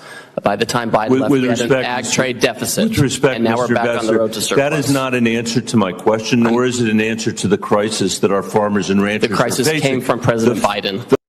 What about Biden? Let's say I grant that to you. Let's say I grant you that the crisis is because of Biden. It's a year and a half in. What's your plan? Because it's only getting worse under you. So you're just so bad at your job that you can't fix what he fucked up? That's how bad you are at it? You're just going to sit here forever and be like it's their fault? That would never work in any job ever. Let's say you got hired to replace somebody who got fired, and then you come up to your job report, your, what do you call them? Like your revision, right? Or your review, your review a year and a half after taking the job. And you're like, well, no, it's still their fault. It's Bill's fault. Bill's been gone from the position you took over for a year and a half. I know, but he left like such a mess. And like, oh, so you're incapable of doing the job? It's his fault. It's his fault. The fact that is irrelevant to the discussion. We went into deficit under President Biden. Mr. Chairman, may I ask my question, please? Or could he answer the question? The surplus and the deficit is a result of the fact that you have made it more expensive for us to buy products from other places. And it has absolutely nothing to do with the question I'm asking you, which is, are you going to... Can you show me a direct connection between Bush being in bed with the Saudis who were partly responsible for 9/11? Give me a business that he was invested in knowingly that was partly responsible for 9/11. By the way, they're doing trade deals with them now, or nuclear deals with them now. Obama made it illegal to not have insurance and paid a third party for it to get fined. Prove that to me. Use the negotiation with... And Biden didn't do that. Congress did that, you silly fuck. The USMCA to make sure that we are improving the position of our farmers and ranchers with our closest trading partners rather than continuing to undermine their position, which has been... I do care. I just want direct proof. You don't just get to say shit. undermined from the very beginning of this administration till today. That's the question. And a partisan discussion about Biden versus Trump, that's not what our farmers and ranchers are looking for. And by the way, speaking of free market capitalism, I'll tell you what they're also not looking for. They're not looking for another direct payment from this administration to try to make up for the screwed up trade policies that it's followed with respect to agriculture. All right. So thank you for that. This is a wild take that's going on in there. So let's move on to some more of Trump's speeches. Again, just to show you the fact that his brain is degrading in real time. He was also melting, which is interesting. And he just can't speak. But he was trying to speak about the stock market, whatever that is. So your 401ks, they always say, oh, the stock market. Stock market's very important. But I have people coming up to me that have 401ks. They said, you know, I was a disaster.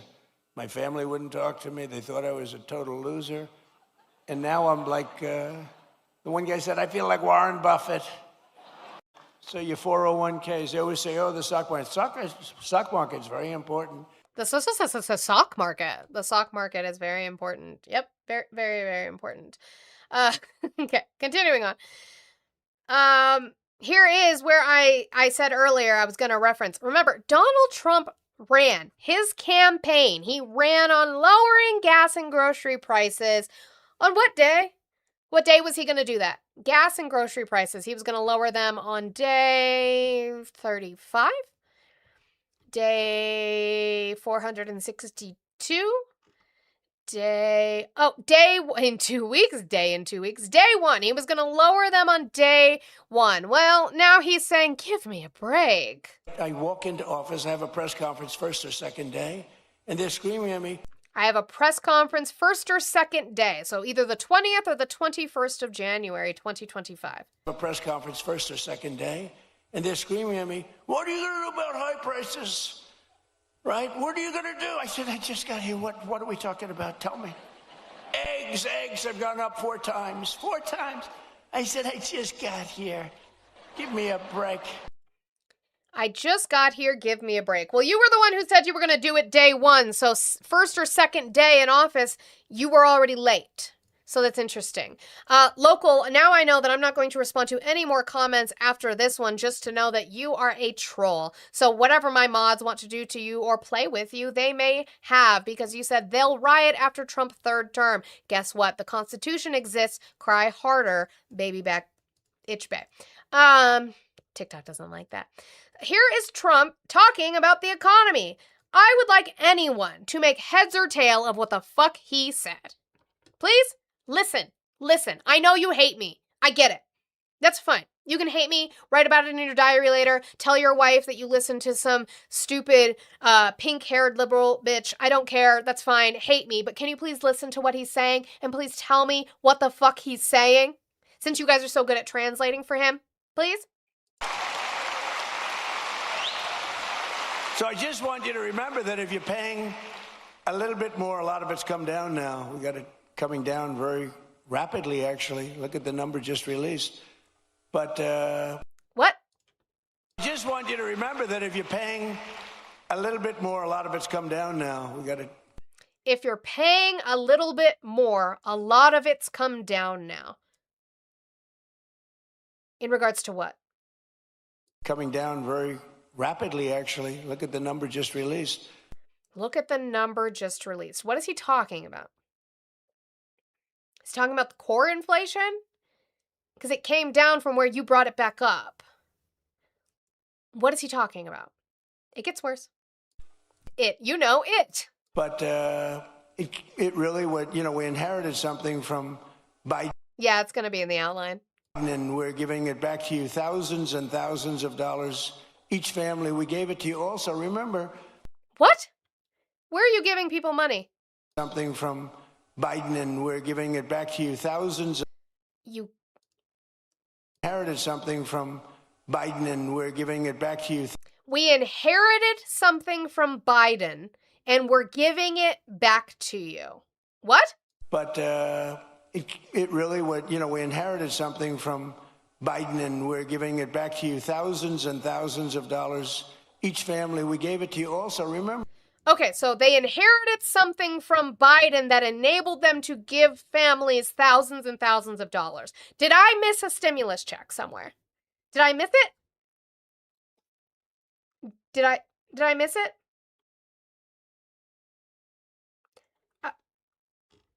Somebody? Can anybody?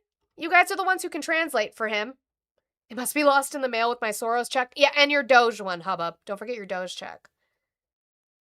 But they inherited it from Biden, so Biden must have done something right if they inherited something from Biden that they then gave back to you. Was that a Freudian slip? Forgetting about prices, and I don't want to forget about it. I would never leave a sentence like that because they'll say, he said forget about prices. I said, despite anything you see. Not the nutlick check. We gave you no tax on tips, no tax on overtime, no tax on Social Security for our... Clap! Clap! I know those words. I remember those words. No tax on tip. I remember.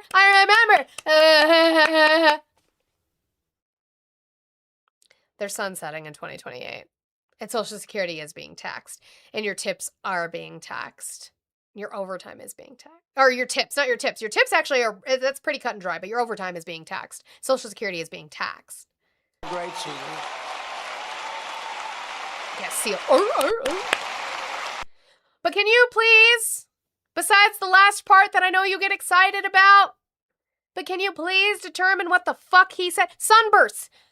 You said, nice TDS, you are pathetic. Tell me what the fuck he's talking about. He said, what you're paying a little more, we've brought down.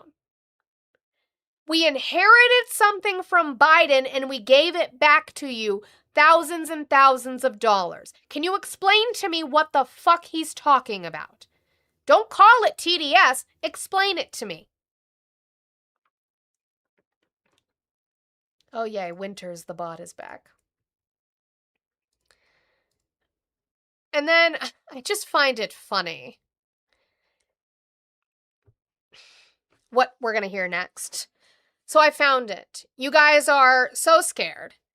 You guys are so scared of communism. So I'm going to ask you. There's a Democratic candidate for, I think he might announce that he's running for president. Democratic candidate who's going to announce himself running for president. His platform is to take percentages of private company stock. What is that? Hi, Tim. What do you want? Yeah, 53 million American filers claimed one of President Trump's signature new tax cut. The average refund over $3,400. Cool. When does that sunset? There you go. When does that sunset, Tim? Well, if the Democrats let it sunset in 29, then the Democrats will be responsible for raising the taxes. You think the Democrats are going to be the ones to stop the extension? Oh, of course they will. Cool. They've So been what? So taxing us to death for Tim, what years. I'm going to ask you to do is when that comes up in a bill for it to sunset and it is time to put in a new tax policy and to see if those get extended, I want you to come back when the Democrats vote against it instead of the Republicans. Thanks. That's not what's going to happen. The Republicans are going to vote to not extend it. That's just stupid. Like the COVID ones, right? Like the COVID healthcare subsidies for the ACA. Yeah, sure. Sure. But anyway, there's a Democratic candidate who is espousing communist rhetoric. They said that they want to take a percentage of private companies' stock for the government. Are you guys cool with that, MAGA? Is that what you want to see? I think it could be a good candidate, don't you think? It'd be a great candidate to take percentages of private companies' stock and have the government own it. How do you feel about that? Oh, wait. Yeah, I hate playing the You'll See game because they never come back. They never come back. I'll never hear from Tim again. In that particular aspect. Do you guys like that?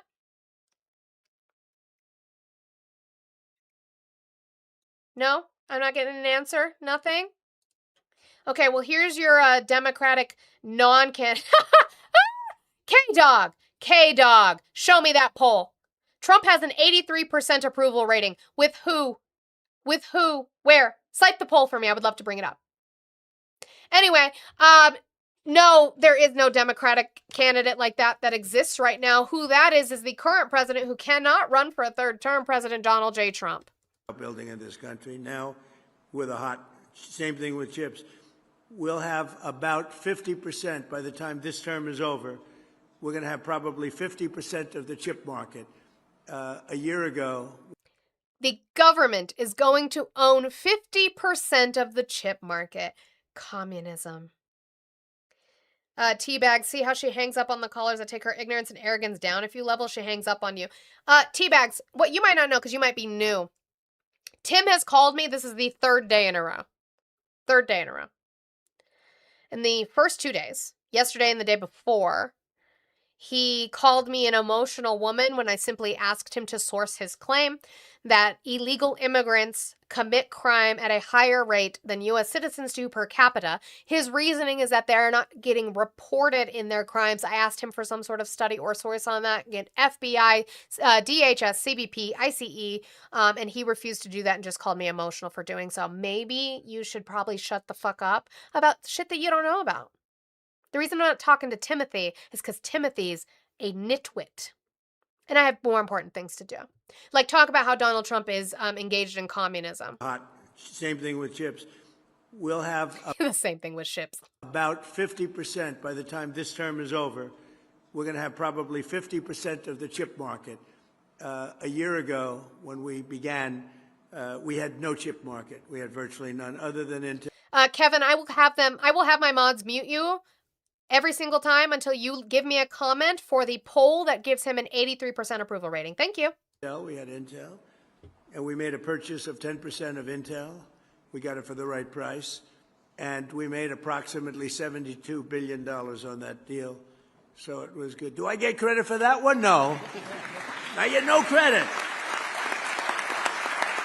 None. But we did that, and we made a lot of great deals. K-Dog, calculating black and brown people as white people does not tell me their status. Again, that's not what I asked you for. Can I have the poll where Donald Trump has an approval rating of 83%? Thank you. So I'll tell you, we keep it going too. But Intel's been fantastic, one of the hottest companies anywhere in the country. And when we met them, they were really having very big difficulty. We worked with them. But the stock price has gone up many times. I think it's maybe the hottest or one of the hottest. Yeah, guess what he's invested in? Intel. Personally. His personal business is invested in Intel. Anywhere in the world. So that was an honor to do it. I love looking good. But we made a lot of money. We made, I guess, over $72 billion. Oh, you forgot how to spell poll? Yeah, maybe. You guys can start muting K-Dog. Just mute him for short periods of time every single time he initiates a comment that is not the poll that I'm asking him to cite. Cool, thanks. This is Emmer. Emmer does not live on Earth 1 with the rest of us, and even Newsmax pushes back on that a little bit, but he does not live on the same plane of existence as everybody else, which is just very interesting. Thank you so much, by the way, for the jewels, Eric. I appreciate you. Thank you. Southern border. It's about an economy that is starting to work for everyone. You look at real wages are growing faster than inflation. You look at the lower rungs of the prosperity ladder in this country, they are actually catching up for the first time in years. Their spending is up about 6% right now. They are feeling better about the economy. By the way, I guess W's to Teabags, who doesn't even like me, for citing what what Kev Dog couldn't, which I know already. Thank you, Teabags, though, because this is true. It's Republicans that approve of Donald Trump 83%, not Americans. Yep. That's what I was waiting for. That's why I was waiting for him to cite it, because you're not going to find me a aggregate poll of all American citizens or all American voters or likely voters or however many people they're polling in whatever poll you're bringing up that is 83% other than Republicans or specifically people who identify themselves as MAGA. So, cool. Wrong. K-Dog, you are incorrect. Economy. And if their perception is they're in a better place than they were under Joe Biden and they see a bright... What about Biden? Every single time. You look at real wages are growing faster than inflation. You look at They're not. That's not true. That's a lie. No, I believe there was 1 month where real wages outpaced inflation in the last year. the lower rungs of the prosperity ladder in this country. They Rib tip, that's probably true. 83% of people hate polls. That's probably true. are actually catching up for the first time in years. Their spending is up about 6% right now. They are feeling. That's not necessarily an indication of a good economy. Their spending is up 6%. Their spending is up 6% because everything costs more. You idiot. It is, and we have seen this. We have seen this in Fox Business covering it. We have seen it in CNBC covering it, which is what we are seeing is that people are spending more because they are spending more on necessities. But what they are not spending on anymore is places like Whirlpool, in luxuries, right? In things that you don't need often. Being able to buy a new washing machine, being able to buy a new car. We're not seeing those things increase in expenditure. We are seeing an increase, We are seeing an increase in expenditure on necessities. That's not an indication of a good economy. It just means things cost more. Don't let them lie to you. Up for the first time in years. Their spending is up about 6% right now. They are feeling better about the economy. And if their perception is they're in a better place than they were under Joe Biden and they see a bright future, guess what, guys? We're going to hold the House, we're going to hold the Senate, and we're going to finish out Trump's term in style. And Congressman, I do have to point out, though, that there still are many Americans on both sides of the aisle who are feeling financial pressure, financial strain on various levels, whether it be because of the war in Iran or... What is this smile he's giving while she tells him this, by the way? Who are feeling financial pressure, financial strain on various levels, whether it be because of the war in Iran or maybe inflation not going down as quickly as we had hoped. What is your message to them? Because we keep telling them to be patient, and they may feel that they just don't have... Rooster, prove that with a source, please. ...patience left. Well, Katrina, I guess I'm pushing back on that by telling you that while there are people, and there always will, that are going to be struggling, what they're saying compared to what is happening is not matching. And what you're going to see, I believe, is by early September, those two things, the perception of their economic reality and their literally the economic reality, are going to be intersecting. Okay. So we have two predictions today. Thank you, Tim, for your prediction about the extension on the no tax on tips, no tax on overtime, no tax on Social Security. We will see that when that comes up for a vote in 2028. Now we have Emmer saying that by September, people are going to start feeling better about their economic position. It's almost fucking August, and it looks like shit. Is he high? Is he insane? September? Okay. The economy, nobody's talking about 99-cent eggs. And you're correct, by the way, when you talk about, for instance, gas prices. Gas prices, because of the war in Iran, have been definitely impacted. And people see that on a daily basis. But I would argue to you that with the president of peace, what he tried to do with Iran... Rooster, will you type out the title of the Harvard source for me, please? And he told I would appreciate it. I want to see it. Everybody that once he got to that point, you were going to see gas prices come tumbling down, Katrina. We, in fact, saw... Yeah, Shanti, I heard about that. I heard that there's a recall going on eggs. Actually, let me go back because he can talk about it. People see not that, but on a daily basis. But I would argue to you that with the president of peace, what he tried to do with Iran, and he told everybody that once he got to that point, you were going to see gas prices come tumbling down, Katrina. We, in fact, saw that. No, we didn't. Because it still didn't go down to pre-war levels. So that's not true. Until the Iranians balked on... It's not true. I don't know what she's shaking her head yes at. I think she just wants them to shut up at this point. Deal, I would say the IRGC balked on the deal. Also, inflation came down shortly after that did. That's right. Yes. Yep. How am I supposed to know what to type in? Harvard? You just want me to type in Harvard, Rooster? What am I supposed to type in? Harvard what? Harvard study. What's the title of the study? I'm not asking you to be my butler. I'm asking you to source the bullshit you put in my chat. Prove the shit that you say. I didn't make that fucking claim. I didn't ask you to come in here and click on the goddamn keyboard and make that fucking claim, did I? You did that all on your own. So do the extra fucking work and cite the it doesn't post links in the chat. I can't see links. YouTube does not allow links in the chat. So there have been no links because it doesn't allow you to post links in the chat. Give me the goddamn title. Just put the title, Rooster. I can't read it if you don't give me the title, Rooster. Idiot. Back to another Fox News poll. This is a Fox News poll on the economy, and even Brett Baer is having kind of an issue trying to talk about this one. They haven't been in middle school long. What'd you say? They forgot how to cite sources. I know. You look at our polls, and you look at the condition of the economy, and this is the one for midterms we look at closely, and that is excellent or good, 24%, only fair or poor, 76%. And that has got to have Republicans, Senate and House, concerned.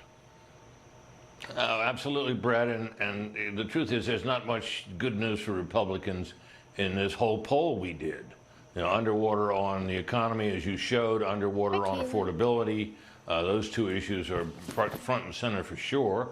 Republicans have a little bit of a lead on national security and, I guess, law enforcement, but everywhere you look, Republicans are down. Now, there is a bit of good news. As you mentioned, the redistricting will help them with seats in the House, and they will probably need every one of them they can get from that. You look at all. So they're worried, and they should be, and we know that, and they should be. Johnny, you said, but quiet with the 9% inflation under Joe Biden. Okay, I'll ask you a few things, Johnny, because I have no problem talking about that. We talk about it literally all the time. What policy did Congress, the Democratic Congress, or Joe Biden effectuate that caused inflation to go up 9% in comparison to the rest of the world? Because even the UK was at 11%, higher than we were. And we recovered faster than any country in the G7. Two, what was inflation under Biden before he left office? Because it wasn't 9%. Can we be honest? Or are you just going to be a disingenuous fuck like the rest of them? Which one? Okay. Glad we got there. Guys, if you haven't hit that thumbs up button over on YouTube, even if you're hate watching me, please do so. Maybe one of you will be able to cite a fucking source on things that you chose to type in the chat, but I doubt it. As we're sitting here over here on TikTok, 170,000 likes. Guys, you have about 15 minutes to get to 200,000, and I believe in you. I believe that you can do it. Remember, the benefit to me is just a side effect of the benefit to you, which is working out your fingers for your partner's benefit to be able to do the wonderful things that fingers do. So make sure that you guys are doing that. I would appreciate it. Let's hit that 200,000. By the way, we have 3369 left in my goal, guys. I know we had a giddy time with that. Ari would still like these 69 to stay there, but if we could work on a $1 train or $2 train to finish with that, that would be great. I have a little over an hour left here. Let's work on getting that done for Friday, guys. I would appreciate it. Cash App, Venmo, PayPal, all in the link tree in my bio as we finish off here today. All right. So we have, I'm going to read this from The Hill real quick, and then we'll get into the video on it as well. Senator Warren presses Trump CFPB nominee on conflicts of interest and workforce cuts. Now, remember, the Consumer Financial Protection Bureau was created by Congress to protect the American people. Senator Warren being one of them, she left her job as a professor in college. She left her job to come run for Congress to help create the CFPB. Love that for her. And now they're trying to nominate somebody who is currently in a private entity that the CFPB investigates. Senator Elizabeth Warren on Thursday pressed President Trump's nominee to lead the Consumer Financial Protection Bureau regarding conflicts of interest and the Trump administration's cuts to the agency. During Brian Johnson's nomination hearing in front of the Senate Banking Committee, Ranking Member Warren noted the consumer protection watchdog under Acting Director Russell Vought dropped a lawsuit against Capital One last year after the company donated $1 million to Trump's inaugural committee. So the person that they have tapped to be in charge of the Consumer Financial Protection Bureau, currently works for Capital One, which was an entity that had a lawsuit that was dropped by Russell Vought after they donated $1 million to Trump's inaugural committee. Interesting how that works.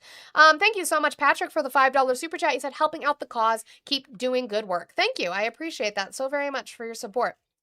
The initial CFPB lawsuit, which the agency filed during the final days of the Biden administration, alleged Capital One cheated consumers out of more than $2 billion in interest payments on their savings accounts. Will you commit to notifying Congress and the Inspector General immediately if the White House contacts you about an enforcement action against a Trump family company or big donor that cheated families? Warren asked Johnson, referring to Michael Horowitz, the Inspector General of the Federal Reserve. Johnson replied that during his 2+ years at the CFPB during the first Trump administration, such a scenario never happened. Right, well, this is different, though. That's not what we're talking about. The Massachusetts Democrat followed up, that's not my question. My question is, if it does, will you notify Congress and will you notify the Inspector General? She continued, look, there's obviously a problem here. I'm looking for a way to clean it up. And repeated her question to Johnson, but the nominee disputed the premise of Warren's question. I don't care whether you like the premise. I have given you a set of facts that are not made up. It's happening right now, Warren remarked, pointing at the dais for emphasis. Audrey, Capital One was to pay a settlement specifically for that interest. That was tossed out. That would be my guess if they dropped it. If they're saying that it was dropped a lawsuit. That'd be my guess. I'd have to look that up, which I can't later. So there's that. Now let's get into some of the questioning because he's currently working for Capital One right now as he's meant to get into this job, which is interesting. So here we go.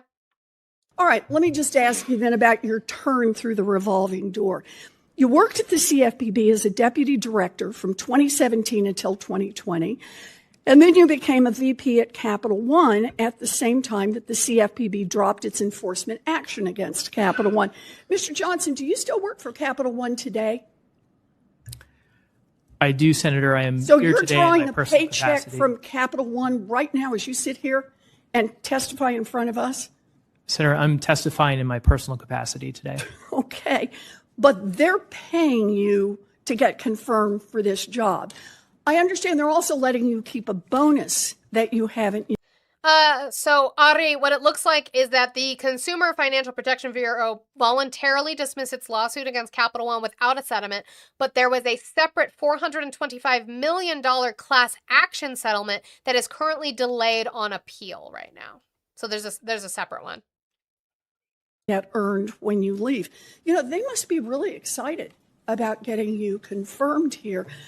Congress did not create the CFPB to aid and abet Trump's corruption. You had a chance to take a different path, but all you've done today is indicate you're there to keep the corruption machine humming. Okay. Not who I would be excited about having in charge of the CFPB, but, you know, that's just me. All right. Finished with that economy section, I would like to move to this. I have a very small thing on elections here. Now, remember, not yesterday, but Wednesday, we covered the Stop Insider Trading Act, correct? We covered that, and we said specifically, okay, or me, what did I say? I remember the words I said. I said, mark my words. If this passes, if it doesn't pass, if Democrats vote against it because they are hiding voter ID in it, and the Stop Insider Trading Act does not really address the true problems in way of congressional members being able to sell stock, own stock, when the Democrats vote against it, regardless of whether it passes or fails, it passed, they are going to use it for propaganda to say the Democrats do not care about insider trading. Remember, I said that on Wednesday. I said, mark my words. Pay me, please. Here is from the White House Twitter. 198 Democrats voted against banning members of Congress from trading stocks while in office. 198 Democrats voted against banning members of Congress from trading stocks while in office. What did I fucking say? What did I say? They were going to use it as propaganda without being obvious. I know he did. I usually say festivals, but as long as you're not... TikTok's picky about how you put the words together. If you're saying festivals, but the actual word for it, along with BS, which we use for fraud, if you're putting like a lot of that together in one sentence, that's what picks up. So, yeah, I'm not using that one though. The problem is I don't think he's using the right word. I think he needs to change to contest or festival. I think using erection is actually an issue because the algorithm, it's not like a person sitting there. It is an algorithm that's listening and it's catching, and it's not catching the R instead of the L. I think that's where the problem Steve might have is. But again, I was right. And they're dishonest. Cool. Glad we could get to that. I wanted to show this. This was Raffensperger when he went in front of Congress in regards to Georgia contests. Literally in 2020, talking about it.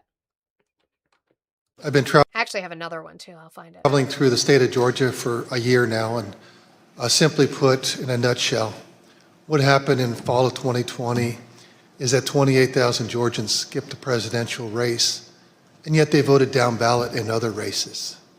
And the Republican congressman ended up getting 33,000 more votes than President Trump. And that's why President Trump came up short. I've been traveling through the state of Georgia. It's just the facts of the math. Let me see if I can find the one from yesterday. Because that one's even better. Thank you, Ari. Oh, I have it. I do. We're going to do that next. I love you so much. You and me. You and me and you, both of us together. I love our brains when they sync like that. Let me see if I can find this.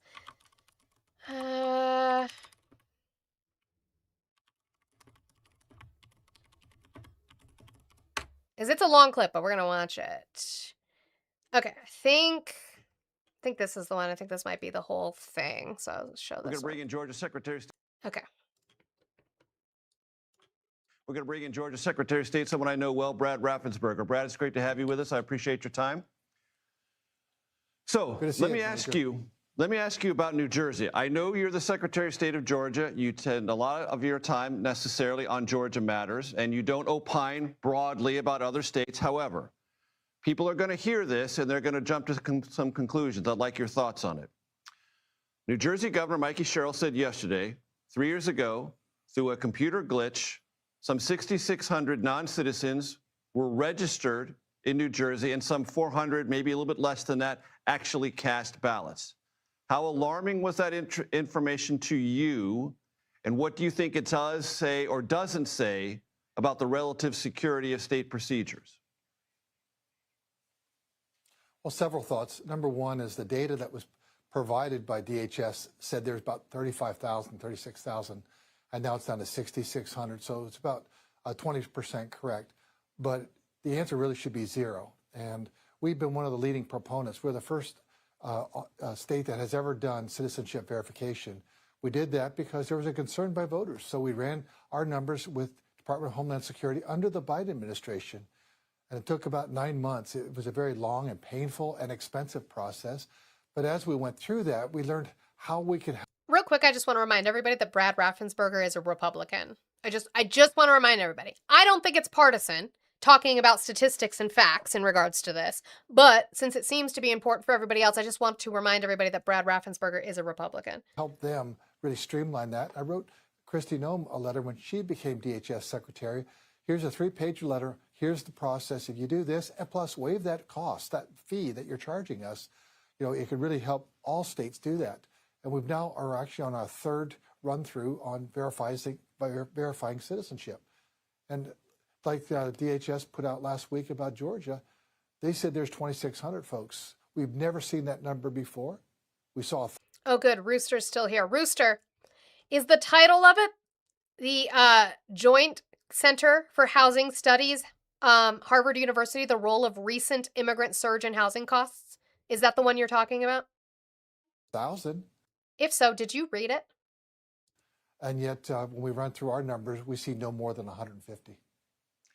And so that goes to something that was a concern raised, Brad, after the president's primetime address, that there were some possibly legitimate issues the president raised, but the rhetoric around it was unhinged from reality. And the numbers in New Jersey confirmed around 6,600, much less than the 30,000 or more alleged by DHS. The allegations in Georgia, much larger than you've actually found on the ground. That creates confusion, does it not? Well, that's why we got out there very proactively. Was that the one, Rooster? Is that the one you're talking about? Is that the study that you're talking about? Yes, and if yes, did you read it? I try to figure out where did that number of 2,600 come from. We had never heard that before. But we've done our work, and we have 150. Now we'll run that back through DHS again. In fact, one of the things that frustrates us is we had a good program working, and this was available for both Republican and Democratic states, that we would have information available to us with DHS, and we work back and forth. Sometimes their data is not up to date. Sometimes the state's data is not up to date. Working together, we can iron that out and get that number down to exactly how many non-citizens actually end up on a voter list. And that's really important. And once we find out if there's any on, we need to get them off, and we need to prosecute folks and find out how did they get on. Is it a national voting, registration drive that someone's doing, or what is that process? Did we have a glitch? And in Georgia, we're continuing to look at that, making sure we have, zero non-citizens. So again, the contentious state for the entirety of the election for some reason, even though I don't think that would have given, we've gone over this before, I don't think that would have given him enough electoral votes anyway to win. But even if it did, Georgia, that is the big contentious state, Georgia. And yet here we are, Brad Raffensperger, all these years later, still talking about what they are doing in way of ensuring that it is as secure as possible. The amount of audits they did, the amount of things that they are going through in way of the system to ensure citizenship. What is Donald Trump complaining about? Because they are doing exactly what they're supposed to be doing. It's on our vote list. That means you'll have zero non-citizens voting in your elections. Does Georgia need the so-called SAVE Act at the federal level? Actually, we already have it, really. We have Real ID, we have citizenship check, and then we have early voting, and we have 17 days of that, and we have photo ID with our early vote, with all voting that we have. We have that also with our absentee voting. We're the first state to do photo ID for absentee voting. Primarily, people are using their driver's license. So no matter how you vote, we accept the same forms of identification, and we think that has elevated trust and also Oh, so it's already working. Their system's working. Okay. security in the process. We feel good where we are. I just say copy Georgia, and you're going to get it right. And when the New Claudia, prove that. Jersey Governor Mikey Sherrill says, look, we saw this, we brought it to the public's attention, we're in the process of fixing it. Your vote and your process in New Jersey is secure. Do you think that is a generally credible approach? I believe so. And then just circle back in a month or two after you've gone through that again and just let voters know, here's where we are, and just let them know that all the issues that you did have. I know, Claudia, he doesn't need to do it nationwide because he can't, because states control their contests. You're right. On something that went back 3 or 4 years, you've cleaned that up and you now move forward. I think that's the right way to handle it, and I'm glad that they came forward so quickly. And the issue in New Jersey was even when people filling out their driver's license application said they were non-citizens, the internal software glitch even recorded them as they were. Correct. We covered this the other day, that they would write that they were not U.S. citizens, not eligible to vote, and the machine registered them anyway. Citizens, therefore eligible to vote. So that's not an intent problem. Correct. That's not like a conspiracy of people trying to get a ballot. Correct. When they didn't deserve one in the first place. They were being forthright saying, I'm not a citizen, but the glitch put them on the line. So that's a software issue, not an intent issue. That seems to me relevant. Sure. Yeah, fix that. Exactly. Very relevant. And that goes to this question that people have about, is there a sort of rush for people to try to get back? You're right, Alpha. They're not doing that. Ballots that they don't otherwise deserve. Is your experience in Georgia that's true or less true? I think most non-citizens understand if they actually register to vote, that's a violation of law. And Correct. that can jeopardize you becoming an American citizen down the road. And then if you just compound that by actually voting, that is even a much higher level, because we'll definitely prosecute that with a local DA. We will not tolerate it. So you'll have lawful action against you, and you definitely then are not going to get your American citizenship down the road. So I think people understand the penalties of that. And so we're very clear that we want to make sure that only American citizens vote in Georgia. And that's why we led on this effort here in Georgia. Georgia Secretary of State Brad Raffensperger, always a... All right. Thank you, Brad. Love that. Put that over. Where did I just put you? Over here. That one. Done. Don't need that. Don't need that. Okay. Let's move to that Stop Insider Trading Act that they wanted to talk about. But first, let me give huge W's, and I mean huge, because you guys are working hard, and I appreciate the hard work that you're putting in for me. Thank you so much for hitting 200,000 likes. We are at 216,000, almost 217,000 likes. Thank you guys so much. I really believe in you. I believe in you. Can we do it? I'm so excited. Can we hit 300,000 before I end today? I'm on for one more hour. Can we hit 300,000? I'll be so proud of you. Please. Thank you so much for all the taps. I know it's so much work. I know it is, because I sit in my friends and I sit there and I tap, and it's a lot. It's a lot of work with those fingers, but I appreciate you for doing so. If you're watching over on YouTube and you have not hit that thumbs up button yet, please hit that thumbs up button for me. I would appreciate it so, so very much. Guys, over here on TikTok, I still have the little finger hearts too. If you're willing and able, I would appreciate it if you could get those done and accomplished with. And then I have 33.69 left in my goal today with an hour left to go. So let's work on paying for my labor here. Dollar Train, $2 Train, and especially because we are going to pay for other people's, for my labor for doing other people's work. I love that Rooster never officially said that this is the one he was talking about, but this is the one that I could find. Harvard University Joint Center for Housing studies the role of the recent immigrant surge in housing costs. When was this released? October 29th, 2024. The recent surge in immigration has sparked a policy conversation about the role of immigrants in the housing market, particularly when it comes to housing costs. This has taken on a particular urgency in the context of the ongoing affordability crisis, in which half of renters are cost burdened, and many people are getting priced out of homeownership. The timing of the recent surge in immigration, however, does not line up with the high growth in both rents and home prices that happened at the start of the pandemic. That's why I asked you if you fucking read it. You guys like to cite things, and you didn't even cite it. I had to go find it myself, and then you didn't fucking read it. The timing of the recent surge in immigration, however, does not line up with the high growth in both rents and home prices that happened at the start of the pandemic. Immigrants play a role in household growth, sometimes to a substantial degree, but housing demand during the pandemic has been primarily shaped by native-born household growth in a time of constrained housing supply. Read it. I'm disrespectful and disgusting because I actually read the thing that he cited that he didn't read.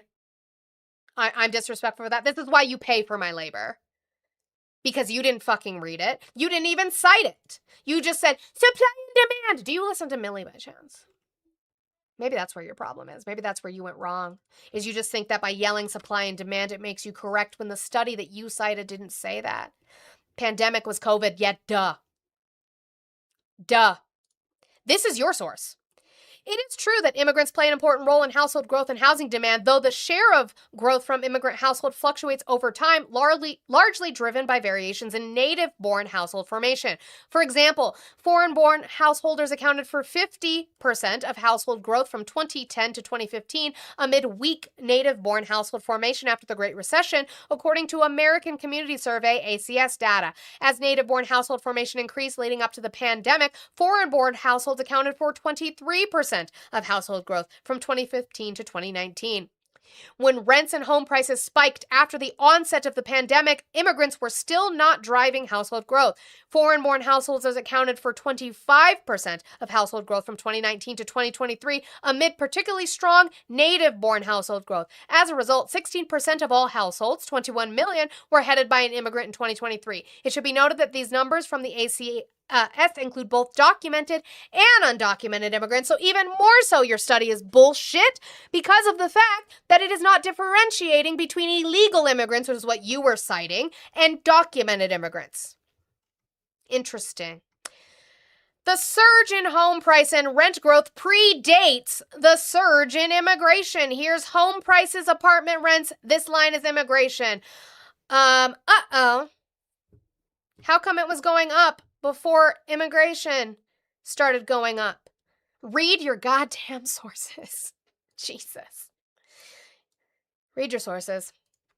Just saying. Guys, pay me for my labor, please. $33.69 left in my goal. Let's move on to this fraud, waste, and abuse portion. This will probably get us through the rest of the day today, and then we will continue on with the pages that I never finish next week. By the way, just an announcement. I'll announce it again at the end. I will go live Monday, but I will most likely be late. I have an appointment. Since I got my new IUD put in, yes, I am explosive, but since I got my new IUD put in, I have to come in the next month to get it looked at just to make sure everything is in place and fine. But on top of that, I need to get a pap smear. TMI, but that's what you need to know. Maybe we need to talk about women's health a little bit more so you understand it. A bitch is getting a pap smear. So I will be live on Monday, but I will be late. Is it going up, up, up? Up, up, up. W's to Molotov for the $2. I appreciate you said, Monty, I'm new here and you are fire. Thank you. Thank you for being here. Welcome in to my community. It can be a clusterfuck and a wreck, but you know, it happens. All right. So this is what Ari sent me. Me and Ari were on the same path of logic. Talking to Representative Steele. We showed this before in regards to talking about contests and voting, but now we're going to show it in regards to the Stop Insider Trading Act, because guess who proposed it? Guess who introduced it? Representative Steele. So Representative Neguse is going to speak to him about the Stop Insider Trading Act, and specifically about the fact that it does not include crypto holdings or stocks bought through private placements. So we're going to go over that. Philip, you today are allowed to buy crypto so that's if you all I'm so asking. chose. It's not a trick question. You're allowed to. That's what I was saying. Individual placements. Now, it stops us, it drops us off in the middle of this conversation. So what Joe Neguse had said is that under the Stop Insider Trading Act, you are still allowed to purchase crypto, correct? And he said, well, you're allowed to do so now. Right. It's not a trick question. I'm just saying we're allowed to do so now, and this still allows you to do so, correct? Yes. Okay. Today are allowed to buy crypto so that's if you all I'm so asking. chose. It's not a trick question. You're allowed to. That's what I was saying. Individual placements, because someone else referenced this previous. Zach, what does having a political background mean? I don't have a political background. What does that mean? That there, can you do individual purchase of individual placements of stock under this? Individual shares of stock, no. Individual shares, no. Private placements, yes. The current House rules would apply. Correct. Okay. Right. So if it's easier, I'll frame it that way. I'll use current House rules apply. Okay, fine. But what I want to make clear to people who are listening is there are significant restrictions in place under House rules. I wouldn't want somebody to walk away and think that no other rules apply. Okay, I want to make sure that they're clear that current House rules would apply. Let's use your language. Yeah, I think it's more accurate. Under current House rules, members of Congress can buy crypto holdings, and under your bill, that does not change, right? There's no change. Okay, and under current House rules, members of Congress can buy stocks through private placements. And under your bill, that does not change, right? No change. Okay. And under current House rules, members of Congress can buy stocks, can buy industry. Just real quick. Roll Tide Bama. You said, can you not make your points without all the profanity? I'm sure you able to do it. Everyone in the house hates hearing all your F-bombs. Which house? Your house? Then turn me off. Don't watch me. My house? We all cuss like sailors in my house. Except for my children, because they know that that's only something adults are allowed to do, and when they are older, they will be allowed to. Because that's weird. I can do whatever the fuck I want on my fucking platform. Cry about it. Do you hold the same standards to the president who cusses? Do you hold the same standard to men? Because it seems to me, it only seems to be an issue when it comes to women. I'm condescending, I'm emotional, and I cuss too much. Specific mutual funds, right? That's accurate. And that does not change under your bill. Does not change. Okay. And under current House rules, members of Congress can buy bonds, right? Mm-hmm. And under your bill, that does not change. You still buy bonds. And there are countless other pieces of legislation that members of Congress have introduced, myself included, that would ban all of what I just described. That is the point. I would say, with respect to Mr. Morelli's comment about the prediction markets, I do not understand, and perhaps you can illuminate this for me. The House Administration Committee has jurisdiction over member participation in prediction markets, right? That's accurate. Okay, you're the chair. Along with others, but yes. But we're one you've of got principal jurisdiction. Yeah. Yes. You're in charge. Okay. 4 months ago, the United States Senate, on a bipartisan basis, on a voice vote, took action and said, you know what? No senator in this body is allowed to make bets on prediction markets. Every Republican, every Democrat agreed to it. Why can't we? We have moved forward legislation in the Committee on House Administration on this topic. Let's I look do it forward today. to. I'd be. Why can't we? I'm saying this. Why can't we? Republicans, if you agree that you shouldn't be able to even engage in betting on prediction markets, why can't we get that through? You guys are in charge. You guys should get the votes because the Democrats will vote with you on that. Unless you try to slide voter ID in it or put other pork in the bill. If it is just a straight bill that makes it so that Congress cannot bet on betting markets, on prediction markets, it would get voted in unanimously. Why aren't they? Happen in April. We could do a one-page resolution. We could just literally cut and paste the Senate resolution, and we could pass it tomorrow. Will you help us with that? Yeah, so I've been supportive of making restrictions in the prediction market space. Why isn't it in this bill? We have two different pieces of legislation. We moved through, obviously, prediction markets are a reasonably new and novel technology I made somebody mad. available to American people. It took the Senate a day. It's a one-page resolution. It literally is a paragraph. It just says members of the Senate are banned from participating in prediction. I'm fully supportive of my legislation moving forward, if that's the question. No, the question is, well, I guess I'll follow with Mr. Morelli, and maybe, Mr. Morelli, I would... So, okay. You're fully supportive, but for some reason we can't get it out of committee onto the floor. That's interesting. So then Scalise was asked about insider trading. Do you think a ban on stock and insider trading should extend to the White House? And he says, well, he obfuscates about the fact that we're talking about the House. Stock trading, but it's a problem when you see people that are using insider information to go to. Here's the thing, Cable. That's not why I cuss. I cuss because I cuss. I cuss because I like to cuss. I think that they're sentence enhancers. It's not me trying to be right because I cuss. I just do. Because if you've watched me for the last 10 minutes, ask for somebody to source a claim that they made on the other side, I am asking them for that source. I might be cussing while I ask, but it's because maybe they have information that I don't have, and I want to read it. But do you see how I had to go find it myself, and it still did not prove the things that they said? I cuss. I don't know. Toughen up. Toughen up. Trading, but it's a problem when you see people that are using insider information to go to prediction markets and bet on whether it's world events, political outcomes, things like that, when they're on the inside. And so we want to address that too. We're trying to figure out the best way to do it, but there is a bill moving right now through the committee process, and I hope that gets floor action too. Do you think it should extend to the White House or to other parts of government? I ask because there. How come the Stop Insider Trading Act does not include the administration? Why is Donald Trump allowed to trade stocks? Was this scenario just a couple of days ago that we learned about the teleprompter operator that works for the president being involved in potentially some kind of activity? I believe he's been put on leave. Yeah, I saw that story, and he is put on leave from what... Now, remember, we covered that story, is the teleprompter operator that Donald Trump has had with him since about 2017 was just let go. He is under administrative leave. He's not getting paid while that investigation goes on. Sorry, excuse me. For making over $100,000 betting on what Trump was going to say in his speeches in prediction markets. Caroline Leavitt had said, and, you know, they have their own policies there. We're trying to get our own policies in the House, and so we're moving legislation. It's in the committee process right now, so it's still being worked out because you've got, you know, prediction markets are fairly new, but you've seen abuses. Yeah, that means they need to be regulated. Already, and, you know, and again, like insider information, which is clearly defined in law in the stock market, that's something that we want to address as well. So today we're dealing with stock trading, which we're going to be bringing that bill up, and then we're working on a prediction market bill at the same time. It's just not ready for the House floor yet, but it'll be coming soon.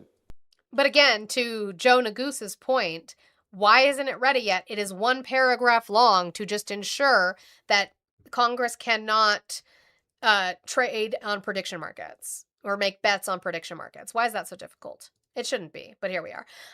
W's to Steph for the $3. Thank you so much for the $3 train. He said, to the weird guy who went on about not cussing. Fuck, fuckity fuck. Women curse too. This is true. Again, just get tough. Just be tougher. I don't know, like W stuff. Yeah, I don't understand that. And if I'm not for you because I cuss, that's fine. Go find somebody who doesn't cuss. There are leftists. If you want to listen to a leftist, you want to listen to, I'm not a liberal, but if you want to listen to a liberal, you can go do so. I'm not the one for you then. And that's fine. It doesn't hurt my feelings any if I'm not the one you want to listen to. It's okay. All right. How about this for some possible fraud? You guys are okay with this? So, Wall Street traders can soon pay for early looks at Truth Social posts. Now, what I'm finding out is that Wall Street was already able to do this with certain things within the stock market, right? Within private companies, they pay a shit ton of money to be able to get kind of like insider, I mean, really honest, it's insider fucking trading. I don't understand why this is legal, but allowed to get kind of an indication of what the market's going to look like before anybody else, right before it opens too. It's like right before. You have a very, very small chance of time to view it before it is then the stock market opens up, right?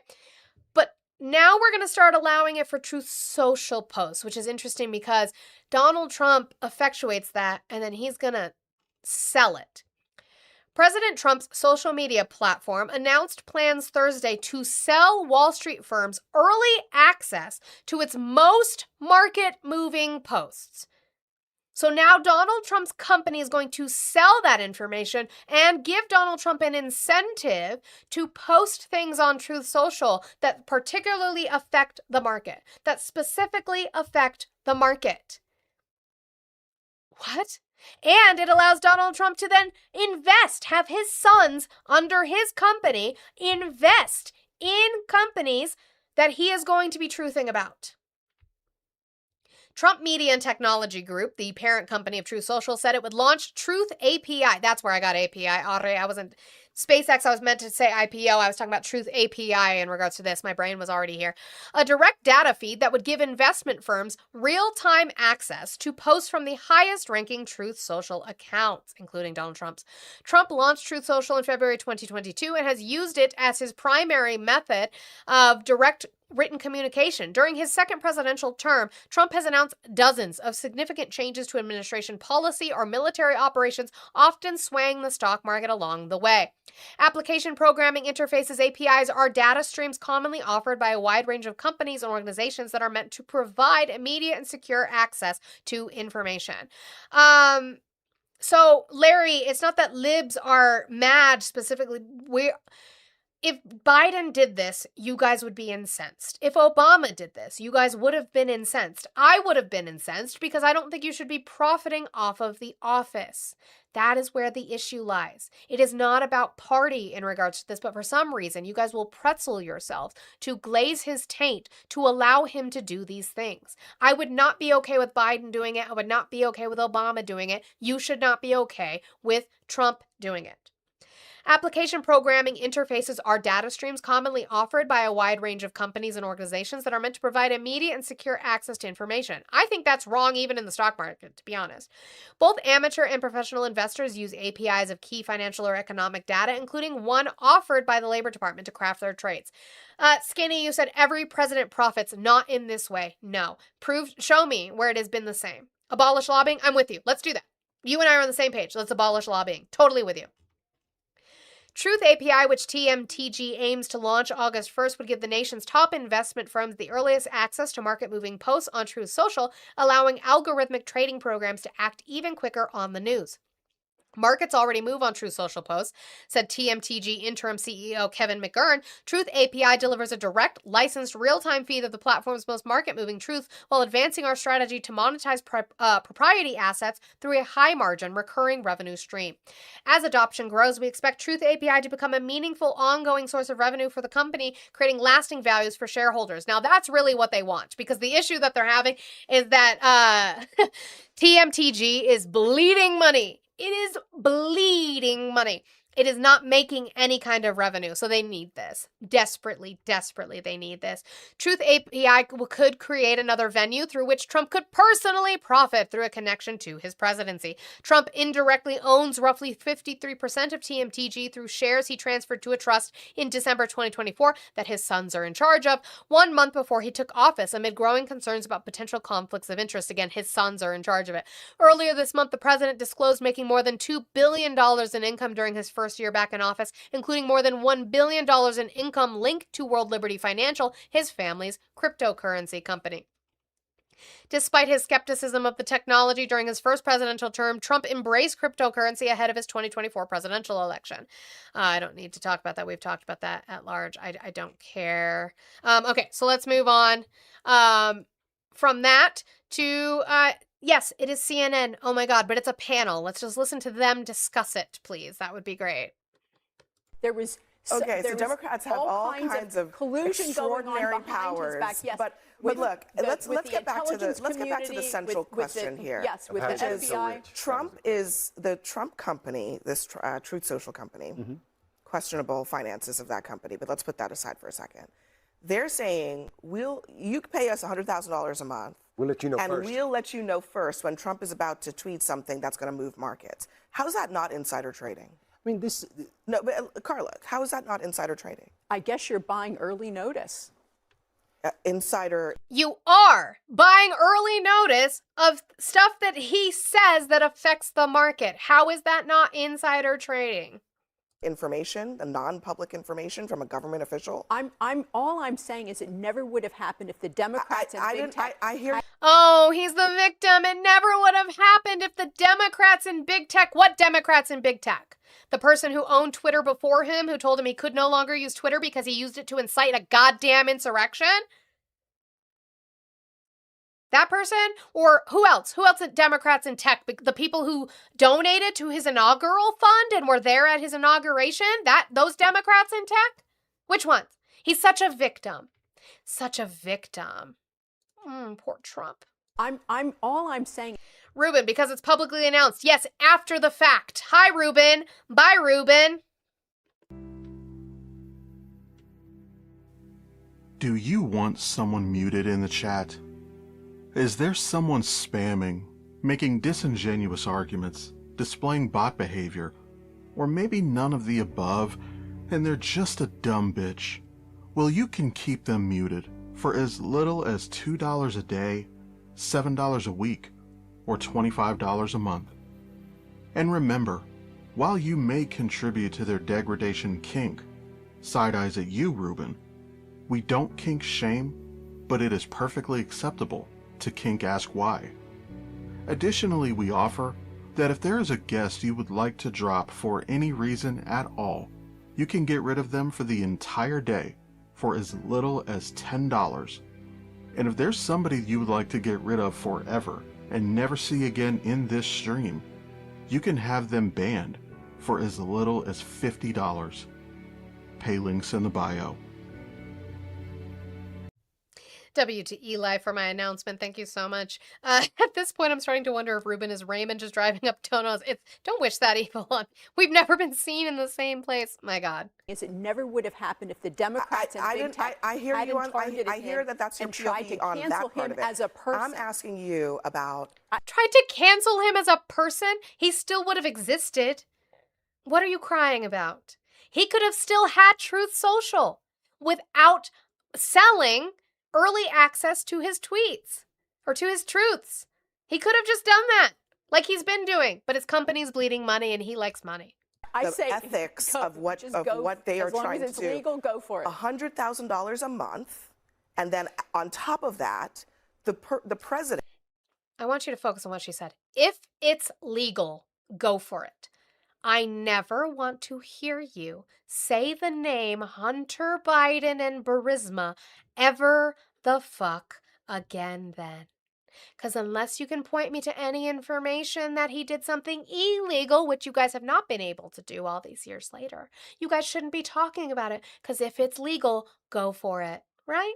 Okay. Who is providing the non-public information. Larry, I remember you. I have notes on you, I think. Yeah. Has a 41% ownership stake of the company that is profiting from those subscription because he was completely canceled. So, but answer the question: is that okay? Is that legal, ethical? He should do it. Okay. So you're good with it. He's a businessman.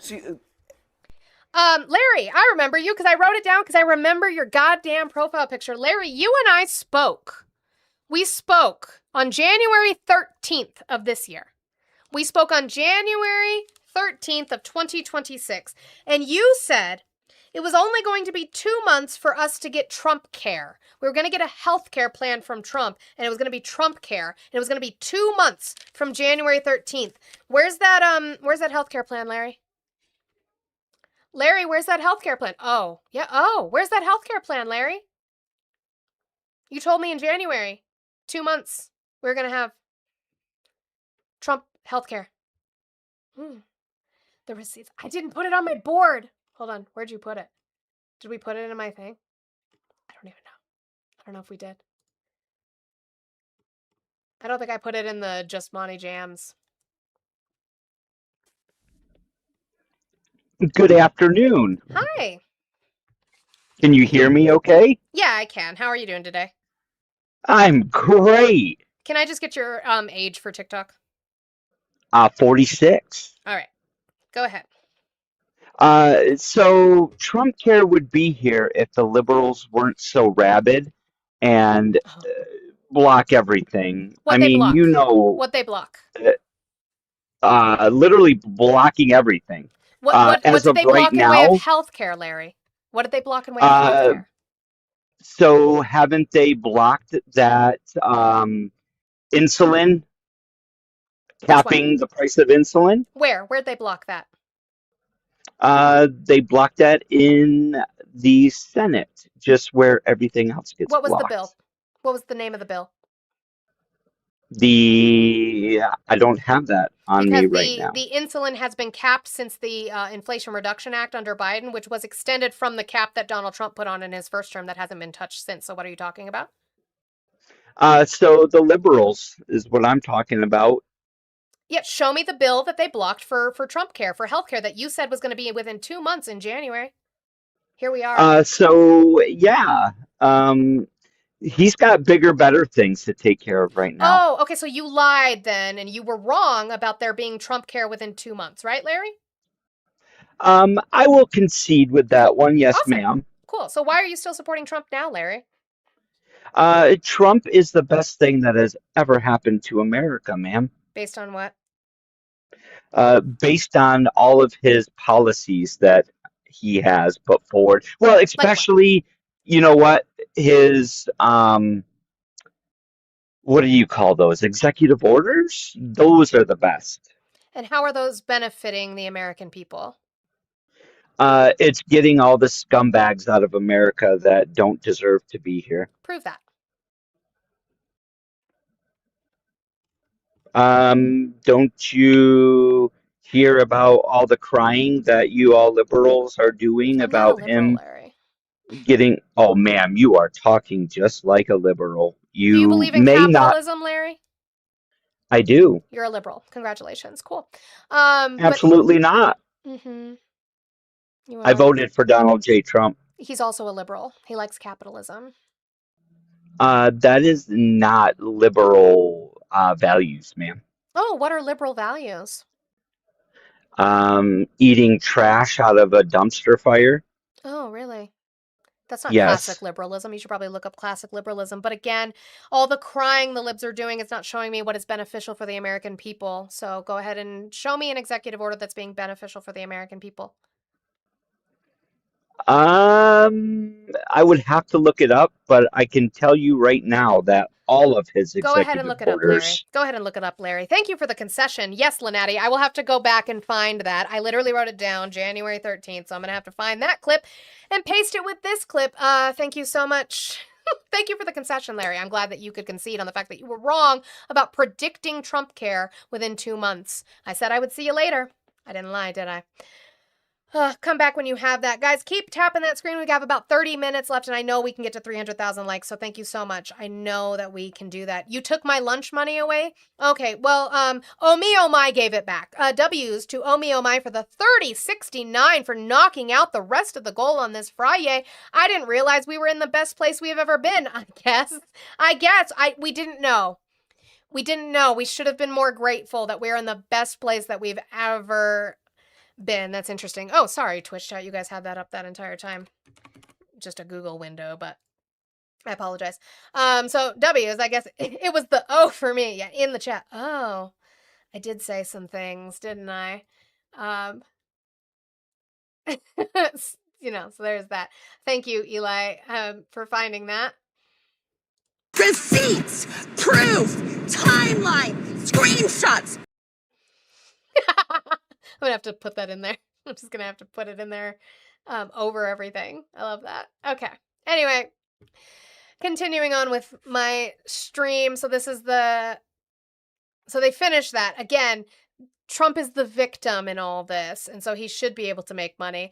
And then they continue on talking about it with this guy who then puts on conspiracy theory hat. Hold on, before we do that. Sorry, let me get mine. We have to be there together. Here's my little Hershey Kiss hat so that, you know, I don't want to catch it. Direct your attention to all of his bankruptcies. The only thing that I will say is whether it's the president or a member of Congress, I know the congressman's with me on this, is you should not get rich when you're in a government job on my tax dollar. And I will say this. He wouldn't even have Truth Social if the Democrats hadn't colluded with big tech and canceled him on Twitter. The Democrats colluded with big tech to get him kicked off of Twitter. Not the fact that he used Twitter to incite a riot at the Capitol, to incite an insurrection, to have them saying and chanting, "Hang Mike Pence." Mike Pence didn't have the courage to do what needed to be done. It couldn't have been his own tweets. No, it was that Democrats colluded to kick him off. The Democrats hadn't colluded with big tech and... I'm not mad, Larry. You guys are ridiculous. Canceled him on Twitter, Facebook, Instagram, every single platform. He was taken down and banned while he was the sitting U.S. president. Wait, hold on. Wait, Democrats colluded with social media companies when Trump was president? Yes, that's to force them to... Prove that, please. Please prove that. That's correct. So... he was in charge of the government at the time, just a reminder. Oh, yeah, but there was a whole... He had no voice. He could have gone on the news and been interviewed. He didn't need to create Truth Social. He chose to. That's fine. He didn't need to. There was... Okay, so Democrats have all kinds of collusion extraordinary going on behind his back. powers. Yes, but look, let's get back to the central question here. Yes, with the FBI. Trump is the Trump company. Direct your attention to all of his... It was the Democrats. Democrats did it. It's always the Democrats did it. The Democrats did it. Sure, whatever. Grow the fuck up. It's ridiculous. Moving on. So, Manu Raju asks Mike Johnson, hey, what about the reporting that they're going to allow early access to Trump's truths? How do you feel about that? Since it's Manu Raju, it's most likely going to be mono audio and come out of one goddamn earlobe. I don't know which one it is, but sure. Yep, left side. If you cannot hear it, it's coming out of my left earphone. Mr. Speaker, Truth Social is offering quicker access to the president's posts if Wall Street firms spend money for those posts. Are you concerned about the possible conflict of interest here? It's the first I've heard of that. I don't even know what. Oh, shocker. I should have known. Donald Trump, or not Donald Trump, excuse me. Mike Johnson hasn't heard about it. I should have known. Mike Johnson doesn't know anything. The possible conflict of interest here? It's the first I've heard of that. I don't even know what.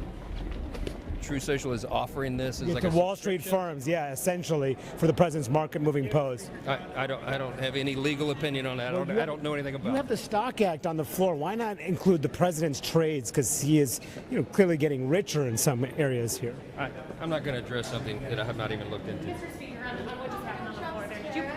Mike Johnson is the most know-nothing Speaker of the House we've ever had. I don't know. I haven't heard about that. I don't know. I don't know anything about that. I don't know anything about that. But let's talk about some of the actual issues besides the fact that they tried to slip voter ID into this bill, between Virginia Fox speaking about it and Representative McGovern speaking about it. We already have laws in place against insider trading. Hold back, Mike Johnson. Shut up, Kilo. Just want to respond to the gentlelady. I'm just a little Mike Johnson.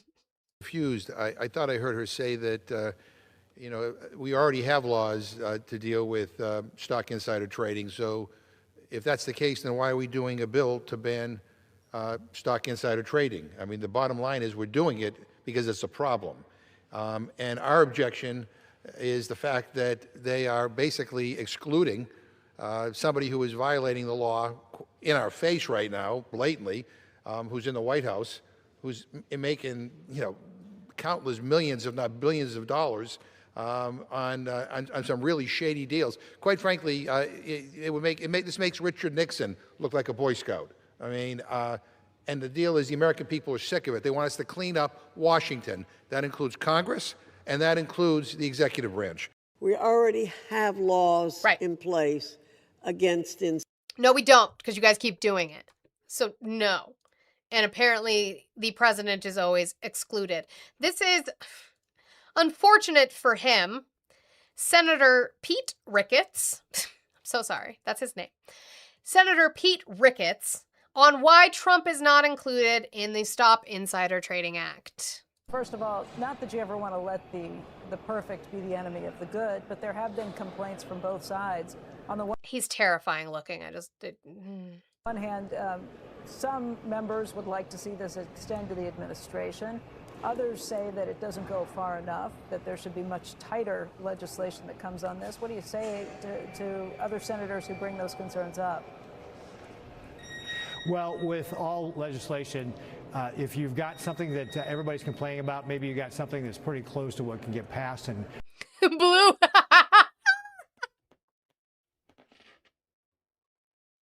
Now he has to. I don't know. I have to find his state. If he ran for governor, he'd be Governor McGovern, and I'm giggling. He doesn't even have the rickets.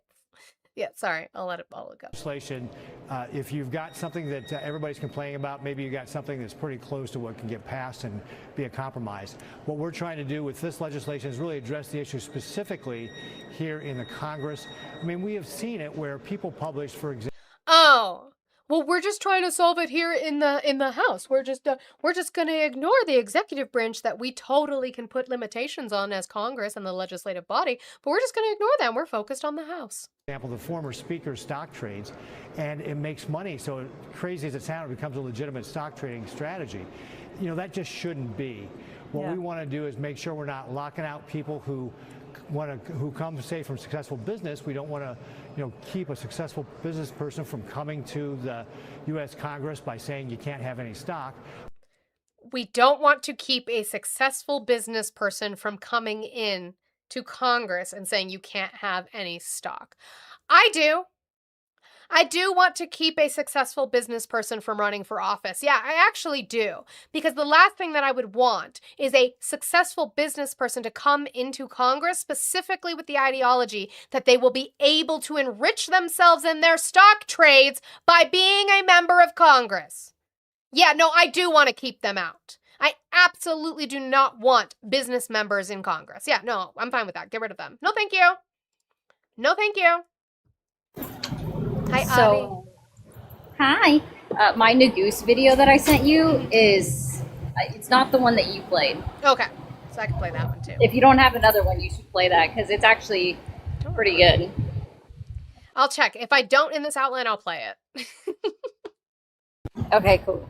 I drop back down. Thank you.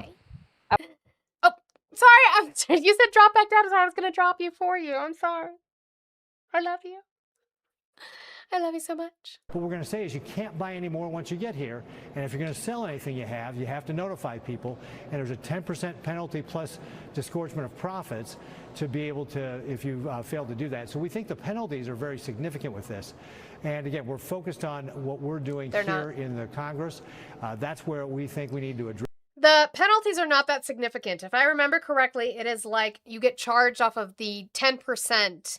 But if your profit margin that you made off of that sale is way beyond that, the 10% means nothing to you. So that's really not that harsh of a penalty. Because, as I said, getting back to that 15% approval rating, it's clear that the American people are not trusting our There's also no enforcement method. Right, so how are they going to force you to pay that? institutions.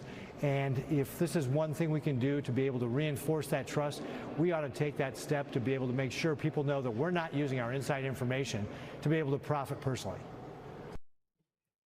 Except you are. It does not address what they claim it addresses. I do have another Nagoose clip. I wonder if it's... Now we're playing this game of what Nagoose clips do I have? Gemini News back now recognize. It's a longer clip. Like, this one's long. But maybe I doubt the one that you sent me was as long, but it probably includes this. Gemini News back now recognize the gentleman from Colorado, Mr. Nagoose, for his time of questioning. Thank you, Mr. Chairman. So, guys, while we are sitting here with this really long clip to get through this, which means I might have to skip ahead if it's some of the stuff we did cover earlier, or we're just going to double cover it. If you're over here on TikTok, you have about 15 minutes to hit 25,000 likes to get me to 300,000, please. I'll love you so much if we can get that accomplished. Thank you. Thank you, Chairman Stile and Ranking Member Morelli, for being here and for your testimony. Chairman Stile, so the name of your bill is the Stop Insider Trading Act, correct? That's correct. Okay. You think that's an accurate description of the bill? Yeah. Okay. What does trading mean to you? The buying and selling for profit. The buying and selling for profit. I couldn't agree with you more. Webster's dictionary defines it as the business of buying and selling. This bill, as you said, bans the buying of individual shares of stock, right? That's correct. It does not ban the selling. It reforms the selling, of course. It does not ban the selling, right? You're allowed to sell as much stock as you would like as a member of Congress under this bill. No, Kayla, I got to create another folder. I have 2 more buttons. I got to create another folder. Is that wrong? I think it's insufficient to describe it that way, that what you said is accurate but misleading. It is accurate, yes. But misleading. Correct. Yes, it is accurate. Accurate but misleading, let's say yes. there's a Republican senator who decides that they're going to sell millions of dollars of stock the week before the COVID-19 pandemic begins in earnest. That's legal under your bill, right? Of course, they would have provided a minimum of 7 days advance Correct. notice. I'm And not that would sure be that you legal. could do that in the timeline you just proposed. And that would be legal under this. This isn't a hypothetical. A Republican senator, 7, 8 days before, 9 days before the COVID-19 pandemic began in earnest, sold millions of dollars of stock. Under this bill, that would not be illegal, right? But of course, they would provide notice. That's the part that you don't want to discuss. I understand the notice, but here's what I don't understand why you don't just... I don't know why he keeps focusing on the notice, because although, yes, it requires that 7-day notice before selling, it doesn't stop you from selling. Congratulations, you just told me what you're going to do. That would be like you walking up to me or texting me and being like, I'm going to buy a Chipotle. Because you told me I had to notify you. Okay? How do I stop you from doing that? Like, what does the notification make a difference? Hold on, I'll give you a chance to explain this. You could defend it on the merits. You've clearly decided that the buying of stock, right, is a practice that you don't believe should be permitted by members of Congress. I agree. Okay. But for some reason, you've decided that the sale of stocks, individual stocks, is completely fine, but for the notice requirements that you've now imposed in this bill. And I don't quite understand that disconnect, because there are many bills that have been introduced, including a bill I introduced 7 years ago with Chip Roy and other members of this body that has 140 co-sponsors on it, that would ensure that the sale and the purchase of stocks is banned. And this bill does not do that. So I'm trying to understand why you've decided that it's permissible on one end but not the other. Opportunity to by all respond? means. Great. So the focus of the bill is to stop an individual from being able to profit off of insider information. So that core concept of what is the bill's goal, I think, is really important. So let's go back to your example of an. Go ahead. Sorry. Go ahead. Please. I want. So let's go back. Let's go back to the example of an individual that. Kilo, that's a great point. Notify me so I can do it too, is why they won't ban the selling of stocks and require notice. Yeah. So that you and your friends can get together and say, hey, I'm selling my stocks. And you can go, oh, okay, that means I need to sell too while they're high. Yeah, exactly. You're exactly right. Made a significant sale prior to the pandemic, because I think that's actually a very relevant discussion point inside of this. The point of the pre-disclosure is that it prevents the individual from being able to profit off of that sale because the information is now publicly available. So if an individual is in a leadership role, say they're the chair of the Intelligence Committee of the House or the Senate, that individual may have information leading up to a pandemic. Sure. Now, proving that information was inside, that's very difficult. I noted that earlier. Proving illegal inside trades is actually very difficult for the Department of Justice. So my bill would require that you would provide an Unless your name is Martha Stewart. Apparently that was very easy. advanced disclosure of that.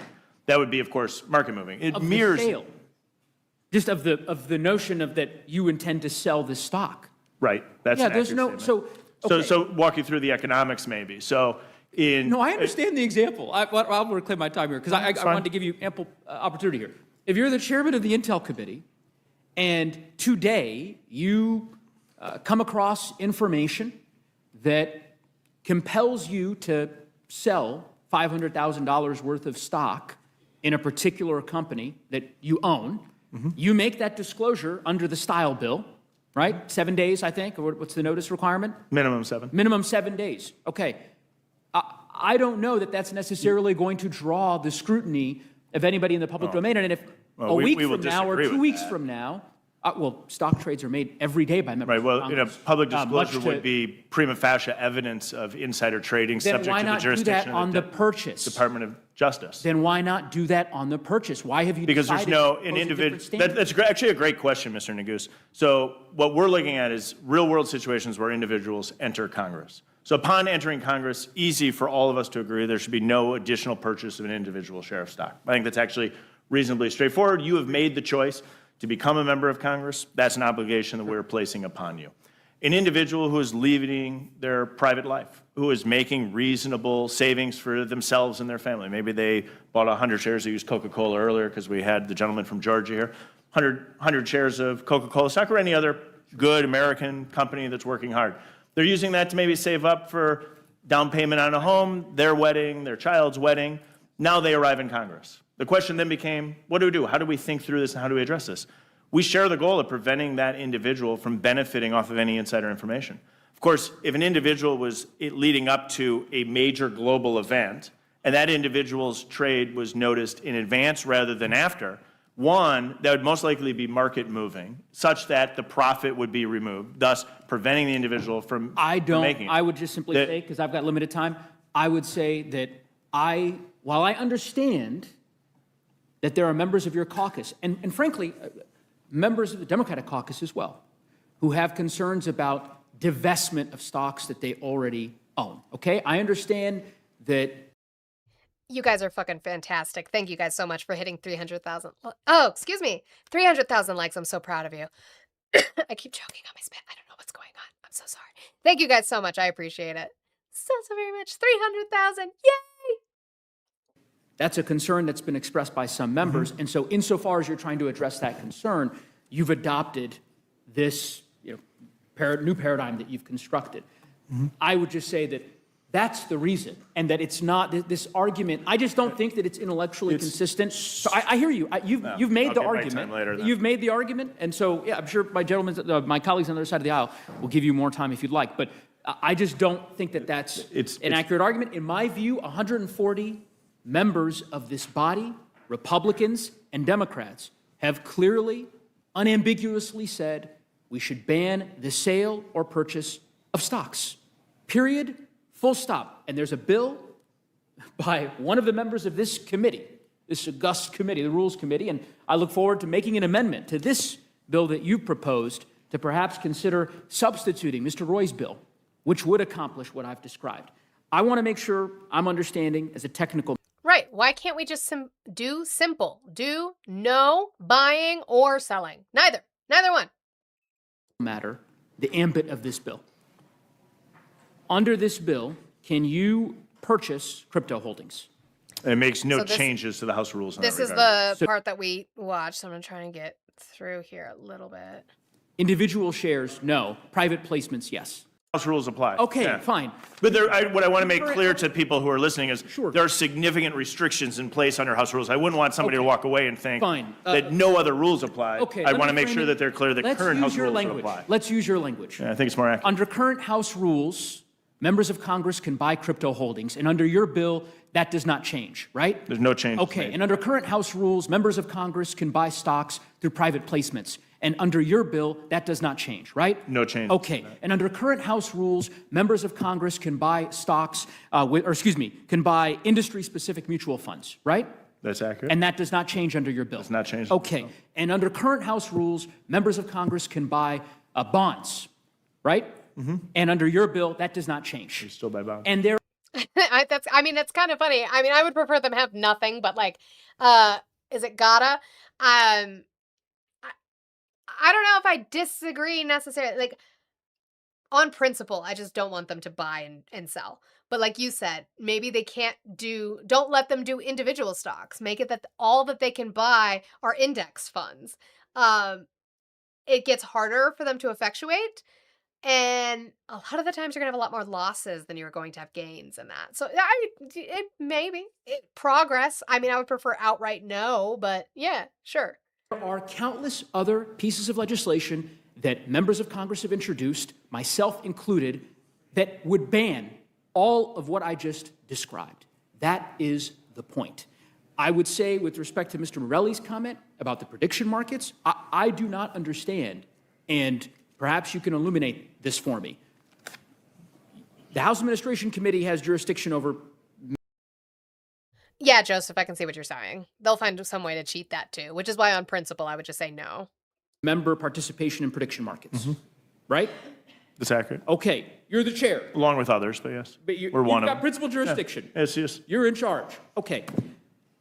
4 months ago, the United States Senate, on a bipartisan basis, on a voice vote, took action and said, you know what? Hi, Ari. Something just piqued my brain, and I don't know if, does this include anything about their family members? Ooh. Because isn't that the real issue that people have with Nancy Pelosi? It's because her husband is doing that shit? Yeah. So, and then even with Ilhan Omar, it's because her husband is doing things. Like, so I'm curious if, because it was only it should 29 be, if I remember, pages. Let me see if I can. yeah, I believe it's a HR 7008. 7008. Yeah. Oh, no, it's 16 Yeah. pages unless they changed it. This one's the one that passed the House, right? Let me double check. Yep, that's the one that passed the House. Okay. Let's see if I can find. I like how we said the same thing and you're like 7008. So silly. Let's see. I searched FAM. And it's not getting anything. So, no, I don't think it includes their family. Oh, so it does way less than the Honest Act. Okay. Yeah, shocker. Yeah. So I can't buy it under my name, but if I was in Congress, I could be like, hey, Lisa, my daughter, or whatever, and be like, hey, this is about to happen. You should buy this thing. Or, hey, Robert, my husband, you should put some money in it. I can't move it from my account, so you got to be pulling it out of your own savings. Right. But, relatives, that's a good point. Oh, relatives, okay. Nope. Nope. I know that sound. Yeah. Relating, but confirming amendment relating, that's just Bill's speech. Good one, Lala. Gotcha. I like So that. this is... Not the ding of death. So this is empty. Yeah. Because just a friendly reminder, guys, you don't make money off the stock market until you sell. Correct. So, You want me to control F mistresses, Chris? You think that's in the bill? it's not going to show up. Anyway, I drop back down now. I'm going to search it just to be funny then. Mistresses. You like that sound? Did you like that, Chris? Do you feel satisfied now? Thank you for that. No senator in this body is allowed to make bets on prediction markets. Every Republican, every Democrat agreed to it. Why can't we? We have moved forward legislation, the Committee on House Administration on this topic. Let's I look do it forward today. to. I'd be. Why can't we? I'm saying this happened in April. No, We could do a one-page yeah. resolution. We could just literally cut and paste the Senate resolution, and we could pass Yeah. it tomorrow. Will you help us with that? Yeah, so I've been supportive of making restrictions in the prediction market space. Why isn't it in this bill? We have two different pieces of So legislation. again, we covered moved that. through- That this bill doesn't cover prediction markets either. So let's go forward a little bit. The Senate are banned from participating in prediction I'm fully supportive of my legislation moving forward, if that's the question. No, the question is, well, I guess I'll follow with Mr. Morelli, and maybe, Mr. Morelli, I would encourage, I know you've been pushing on this, but maybe we can just write a one-page resolution. We'll just take the Senate resolution, go to the floor this week, and apparently, according to Mr. Stile, that would meet with his approval. All right, am I wrong? Is that not something that you all have been able to debate in the committee? Mr. Morelli. Well, no, you're absolutely right. We can do by resolution and have it apply to House members and House family members of families of House members, dependents, and do just exactly what the Senate did. The alternative is to do it in a bill which isn't even in front of us See how they mentioned families? That's not in there? Okay. for reasons that completely escape my understanding. There should be a provision in this bill, as bad as this bill is. How would you not include the prediction markets? But yes, to your point, we can do a resolution. Doesn't have to pass the Senate. Doesn't have to have the president sign it. We can do a resolution pertaining simply to the House. We should do that today. I couldn't agree more, and I would hope that the majority Republican House would perhaps emulate what your colleagues in the upper chamber did under John Thune and simply say, instead of the delay and the dilatory tactics and everything else, we're just going to ban it. And you'll certainly have my support, and I suspect you'll have a lot of Democrats who would agree with you.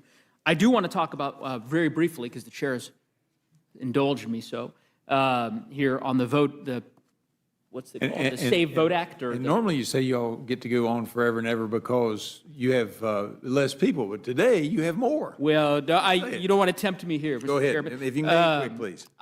Very quick question on the Save America, I don't know if we'll call it the reduced version or what. What's this new version called? Save America Life. What is it? Isn't there a title of it? The Voter ID or what? Voter ID Act that they added. Section into 3 it. of the bill. Okay. So my understanding is that in Wisconsin. But we covered this. So let me play the one. I don't know if it just didn't play it or not. Did it play the part you sent me? I don't think. We'll just play it. It's fine. Let's play it. Should have played it right at the beginning, I think. So the name of your bill. It did. It did play it. Okay. I thought so. You're good. Okay.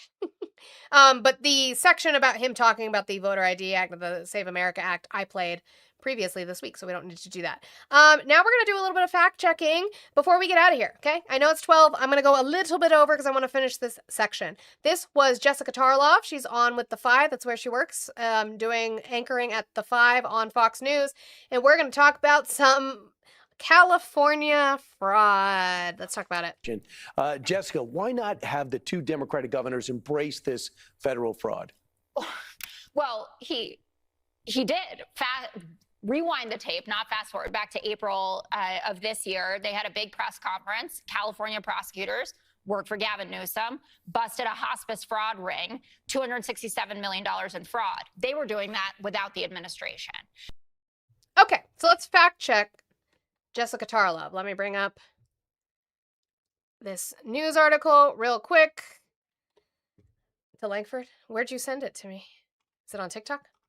All right.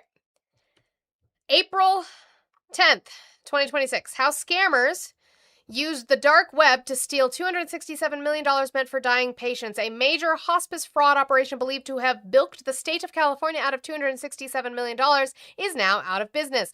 The money came from Medi-Cal funds meant to help people at the end of their lives. California Attorney General Rob Bonta says the suspects relied on fake records, non-existent offices, and stolen identities to justify their billing claims. Criminal charges have been filed against 21 suspects, including 5 from Southern California. They face charges of healthcare fraud, money laundering, and identity theft. The investigation began after Nick Shirley. Oh, I'm sorry. That doesn't say that. The investigation began after the California Department of Justice received a credible allegation of fraud from Nick Shirley. Oh, no, it doesn't say that either. Allegation of fraud from the Department of Healthcare Services, officials said.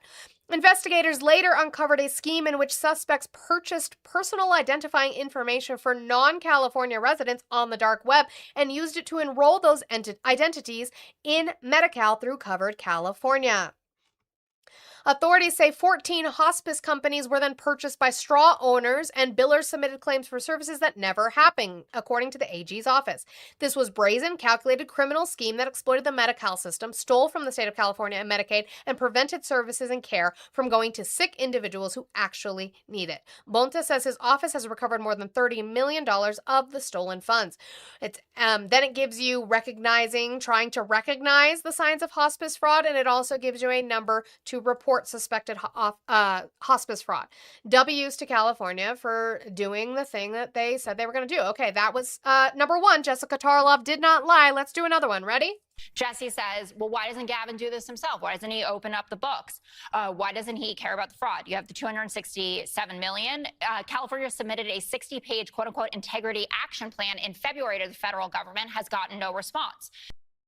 All right, let's talk about that.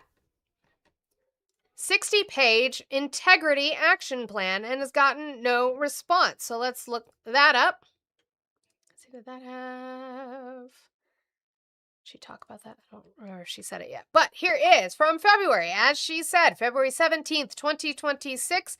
This letter is sent via an email to Dan Brillman, the director for the Center of Medicaid and CHIP Services, Center for Medicaid and Medicaid Services. Kimberly Brandt is the acting director, Center for Program Integrity for the Centers for Medicare and Medicaid Services. 64 pages long action of program integrity action plan. So they sent that in February. So Jessica Tarlov did not lie about that. California did send this information to the federal government. Okay, W's, Jessica. Thank you so much again for your factually based reporting. We love you here on this channel.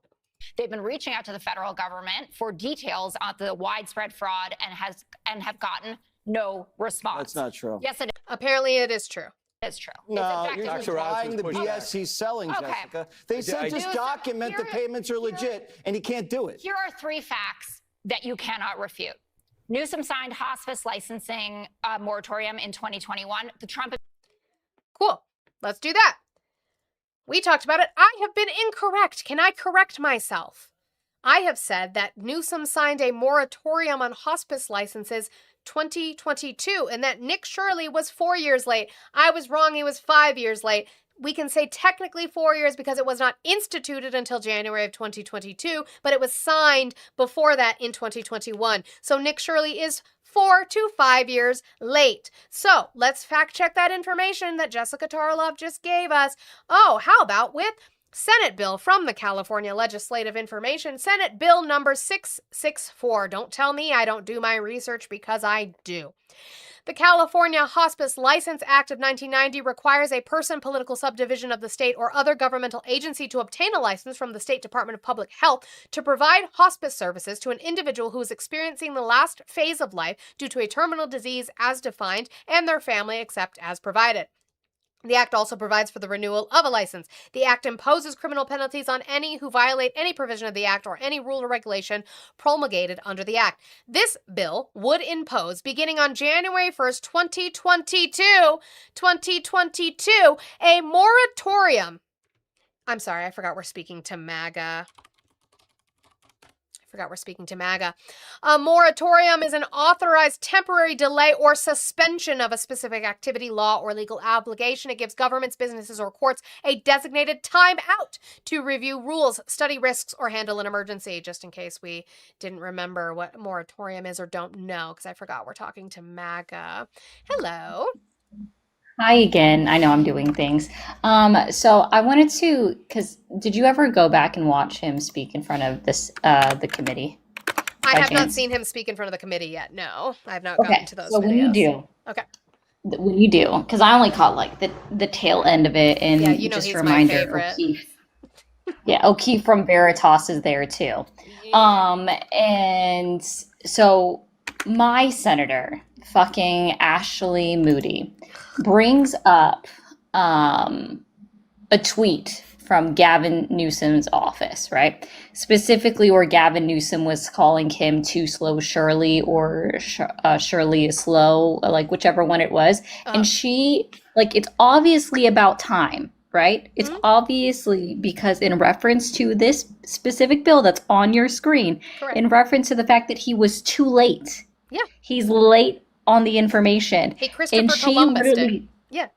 yeah, she literally twisted it to make it sound like she was calling him dumb or having a mental disability or a disorder. She literally, oh yeah, she was trying to be like, I can't believe he did that. He's implying that you have this. Like, no, this was already uncovered. Correct. They already knew. They've been investigating this.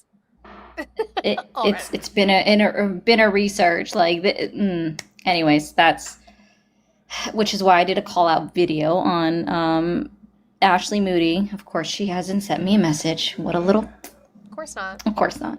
Anyways, that's all. Okay. Love you. So the bill would impose, beginning on January 1st, 2022, a moratorium on the department issuing a new license to provide hospice services, unless the department makes a written finding that an applicant for a new license or with a license application pending on January 1st, 2022, has shown a demonstrable need for hospice services in the area where the applicant proposes to operate based on the concentration of all existing hospice services in the area.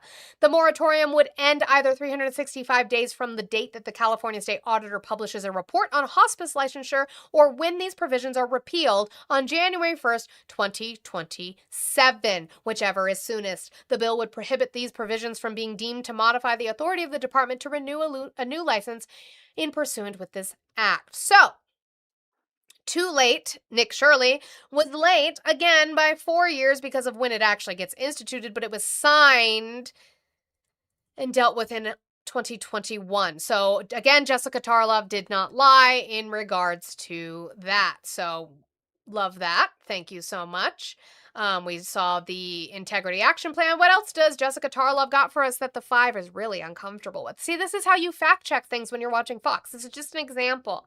This is an example, MAGA, of when you're watching your favorite people on the 5, or when you're watching Fox and Friends, when they say something, stop. Write it down. Go look it up. That's all I'm asking you to do. Administration replicated it in 2026. The Trump administration even praised Newsom's crackdown on EBT fraud. They had an 80% drop. The Undersecretary Patrick Penn said it's one of those good news stories we want to promote. And then, all right, so let's see that the Undersecretary for USDA Patrick Penn praised under the Trump administration praised Newsom's efforts on EBT and the 80% drop in fraud in California. I thought there was so much fraud in California. So here is a local news station. Trump USDA official praises Newsom administration's action against EBT fraud. California Politics 360. As California sees a major drop in electronic benefits transfer fraud, the Trump administration this week praised the action state leaders have taken on the issue. Patrick Penn, the Deputy Undersecretary of Food, Nutrition and Consumer Services for the United States Department of Agriculture, was in California California this week, checking in on various programs. This was, again, April 26th of 2026. In an interview with California Politics 360, Penn praised the Newsom administration use of chip and tap technology in EBT cards. He noted California is the first state in the nation to implement it, and other states are working to follow the move. Here in California, you have some things that are taking place that are really, really innovative, Penn said, noting the Trump administration's goal of tackling fraud and saving taxpayer money. Penn said he was told by his staff the new technology has indeed resulted in an 80% drop in EBT fraud. W, California, a figure the Newsom administration first provided to KCRA3 in January. What I've heard from my team and my staff today is that it is something that is extremely, it's one of those good news stories that we want to promote, Penn said. When we partner with our state partners, when we partner with the programs, when they're executed in accordance with the law, with folks who are given to folks who are safeguarding and protecting the investments and generosity, I hate when it does this, generosity of the American taxpayer, that's something we can all be proud of.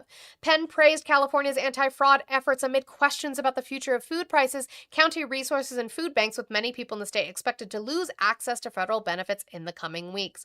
New rules approved by Congress and President Trump stripped the eligibility of refugees earlier this month, and new work requirements go into effect in June. When asked what the USDA is doing to bring food prices down, Penn pointed to efforts to tackle issues related to beef prices, such as the New World Screwworm, and push to bring down egg prices. But again, they did praise Newsom, Gavin Newsom, and California for handling that. And then we'll just let Jessica Tarlov finish, and I've got one more thing for you, and we're out of here. Well, a couple more things. If that was, Lynetta, you sent that was TikTok, right? And there is the elephant in the room, which is that Donald Trump has either commuted the sentences of or pardoned people who have defrauded American people through the Medicare and Medicaid system to the tune of almost $2 billion. So they want us to take RFK Jr. seriously, or Donald Trump, when they talk about fraud, and they're pardoning the fraudsters themselves. That reeks to me. These healthcare programs. When Donald Trump has been pardoning all sorts of people for fraud. Now, we saw where they confronted Nick Shirley about that, but just so you know that you can look for yourself, this is the Office of the Pardon Attorney on justice.gov's website. In case you're ever curious and want to get outside of your fucking bubble, this is the clemency grants by President Donald J. Trump 2025 through present. You can see here that you have Ross Ulbricht, who was pardoned when he was actually charged with fraud with identification documents and money laundering conspiracy. You've got let's do I know you've got more. Let's just do this. Rod Blagojevich with wire fraud. He was pardoned by President Trump. You have Brian Kelsey, conspiracy to defraud the United States. You've got Devin Archer, conspiracy to commit securities fraud and actually being charged with securities fraud. You have Trevor Milton, securities fraud and wire fraud, 2 counts of wire fraud. Jason Galanis, conspiracy to commit securities fraud, 2 counts, actual securities fraud, investment advisor fraud, conspiracy to commit securities fraud, and conspiracy to commit investment advisor fraud again. OZ Media, conspiracy to commit securities fraud, conspiracy to commit wire fraud. Why the fuck are you guys okay with this much fraud being pardoned, but you want to sit here and cry about California when Jessica Tarlov just showed they're handling the issues that they said that they noticed they had going on long before? Fundy Voice, Hooked on Phonics didn't work for me. Nick Shirley found out about it. Interesting. All right, I'm going to play this video from Lynatti and then we'll get out of here. Right now. Sorry, I gotta stop it. Okay. I don't like that it doesn't let me full screen anymore. Now, you, the leadership in both houses, are bungling everything, sir. I say that with all due respect, and we are personal friends. It's not but you're bungling everything. Nothing is getting done. Your messaging is non-existent. You've lost your swag, your swagger, your riz, or whatever the young people say. No one knows what the heck you're doing, sir. They have no idea. Yeah, you're welcome. And this is part of the challenge we've got with all of our media friends out there that continue to be able to beat up on Republicans and say Republicans are all the problem. But apparently the socialist Democrats in New York City, they seem to be perfect, because most conservative media right now is beating up on Republicans and just ignoring the socialists who are running rampant all over the country. So I look back on what happened with the One Big Beautiful Bill. Look at the housing bill we just passed. There's a lot of things that are going on. The housing housing bill that you guys passed that Donald Trump refused to sign, and it only went into effect because of the legislative days that passed when he refused to sign it like a big baby. Well, Fox Business does mostly a relatively good job combating them, especially in regards to the economy. Although sometimes he's probably just fed up because this guy has been trying to glaze the taint for a long time. So even when the economic numbers are bad and he's honest about the economic numbers being bad, he'll still be like, but you've got a plan, right? Please tell me you have a plan. That are good, and I understand. Nobody has every day. attacked Mondami more than I have, for heaven's sake. That isn't the point. I wasn't saying that just about you. I was saying that isn't the point. This is the challenge that we're up against what right now. What is it that your policy is?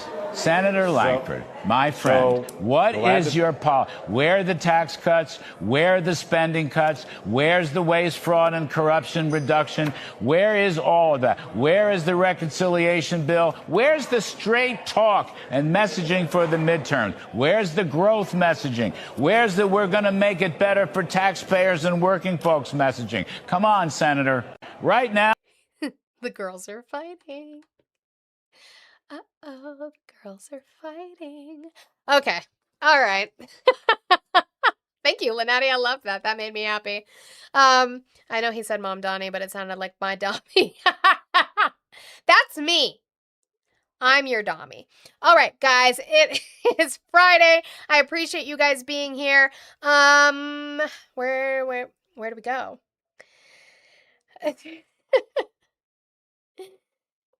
Thank you guys so much, by the way, for completing out goals. We did not complete my gift gallery, which sucks, but it's okay. I totally understand why. That shit it's ridiculous. Once you start getting higher in the ranks, it is ridiculous. No, don't go. Please stay. I have to feed my children. I have to feed my kids.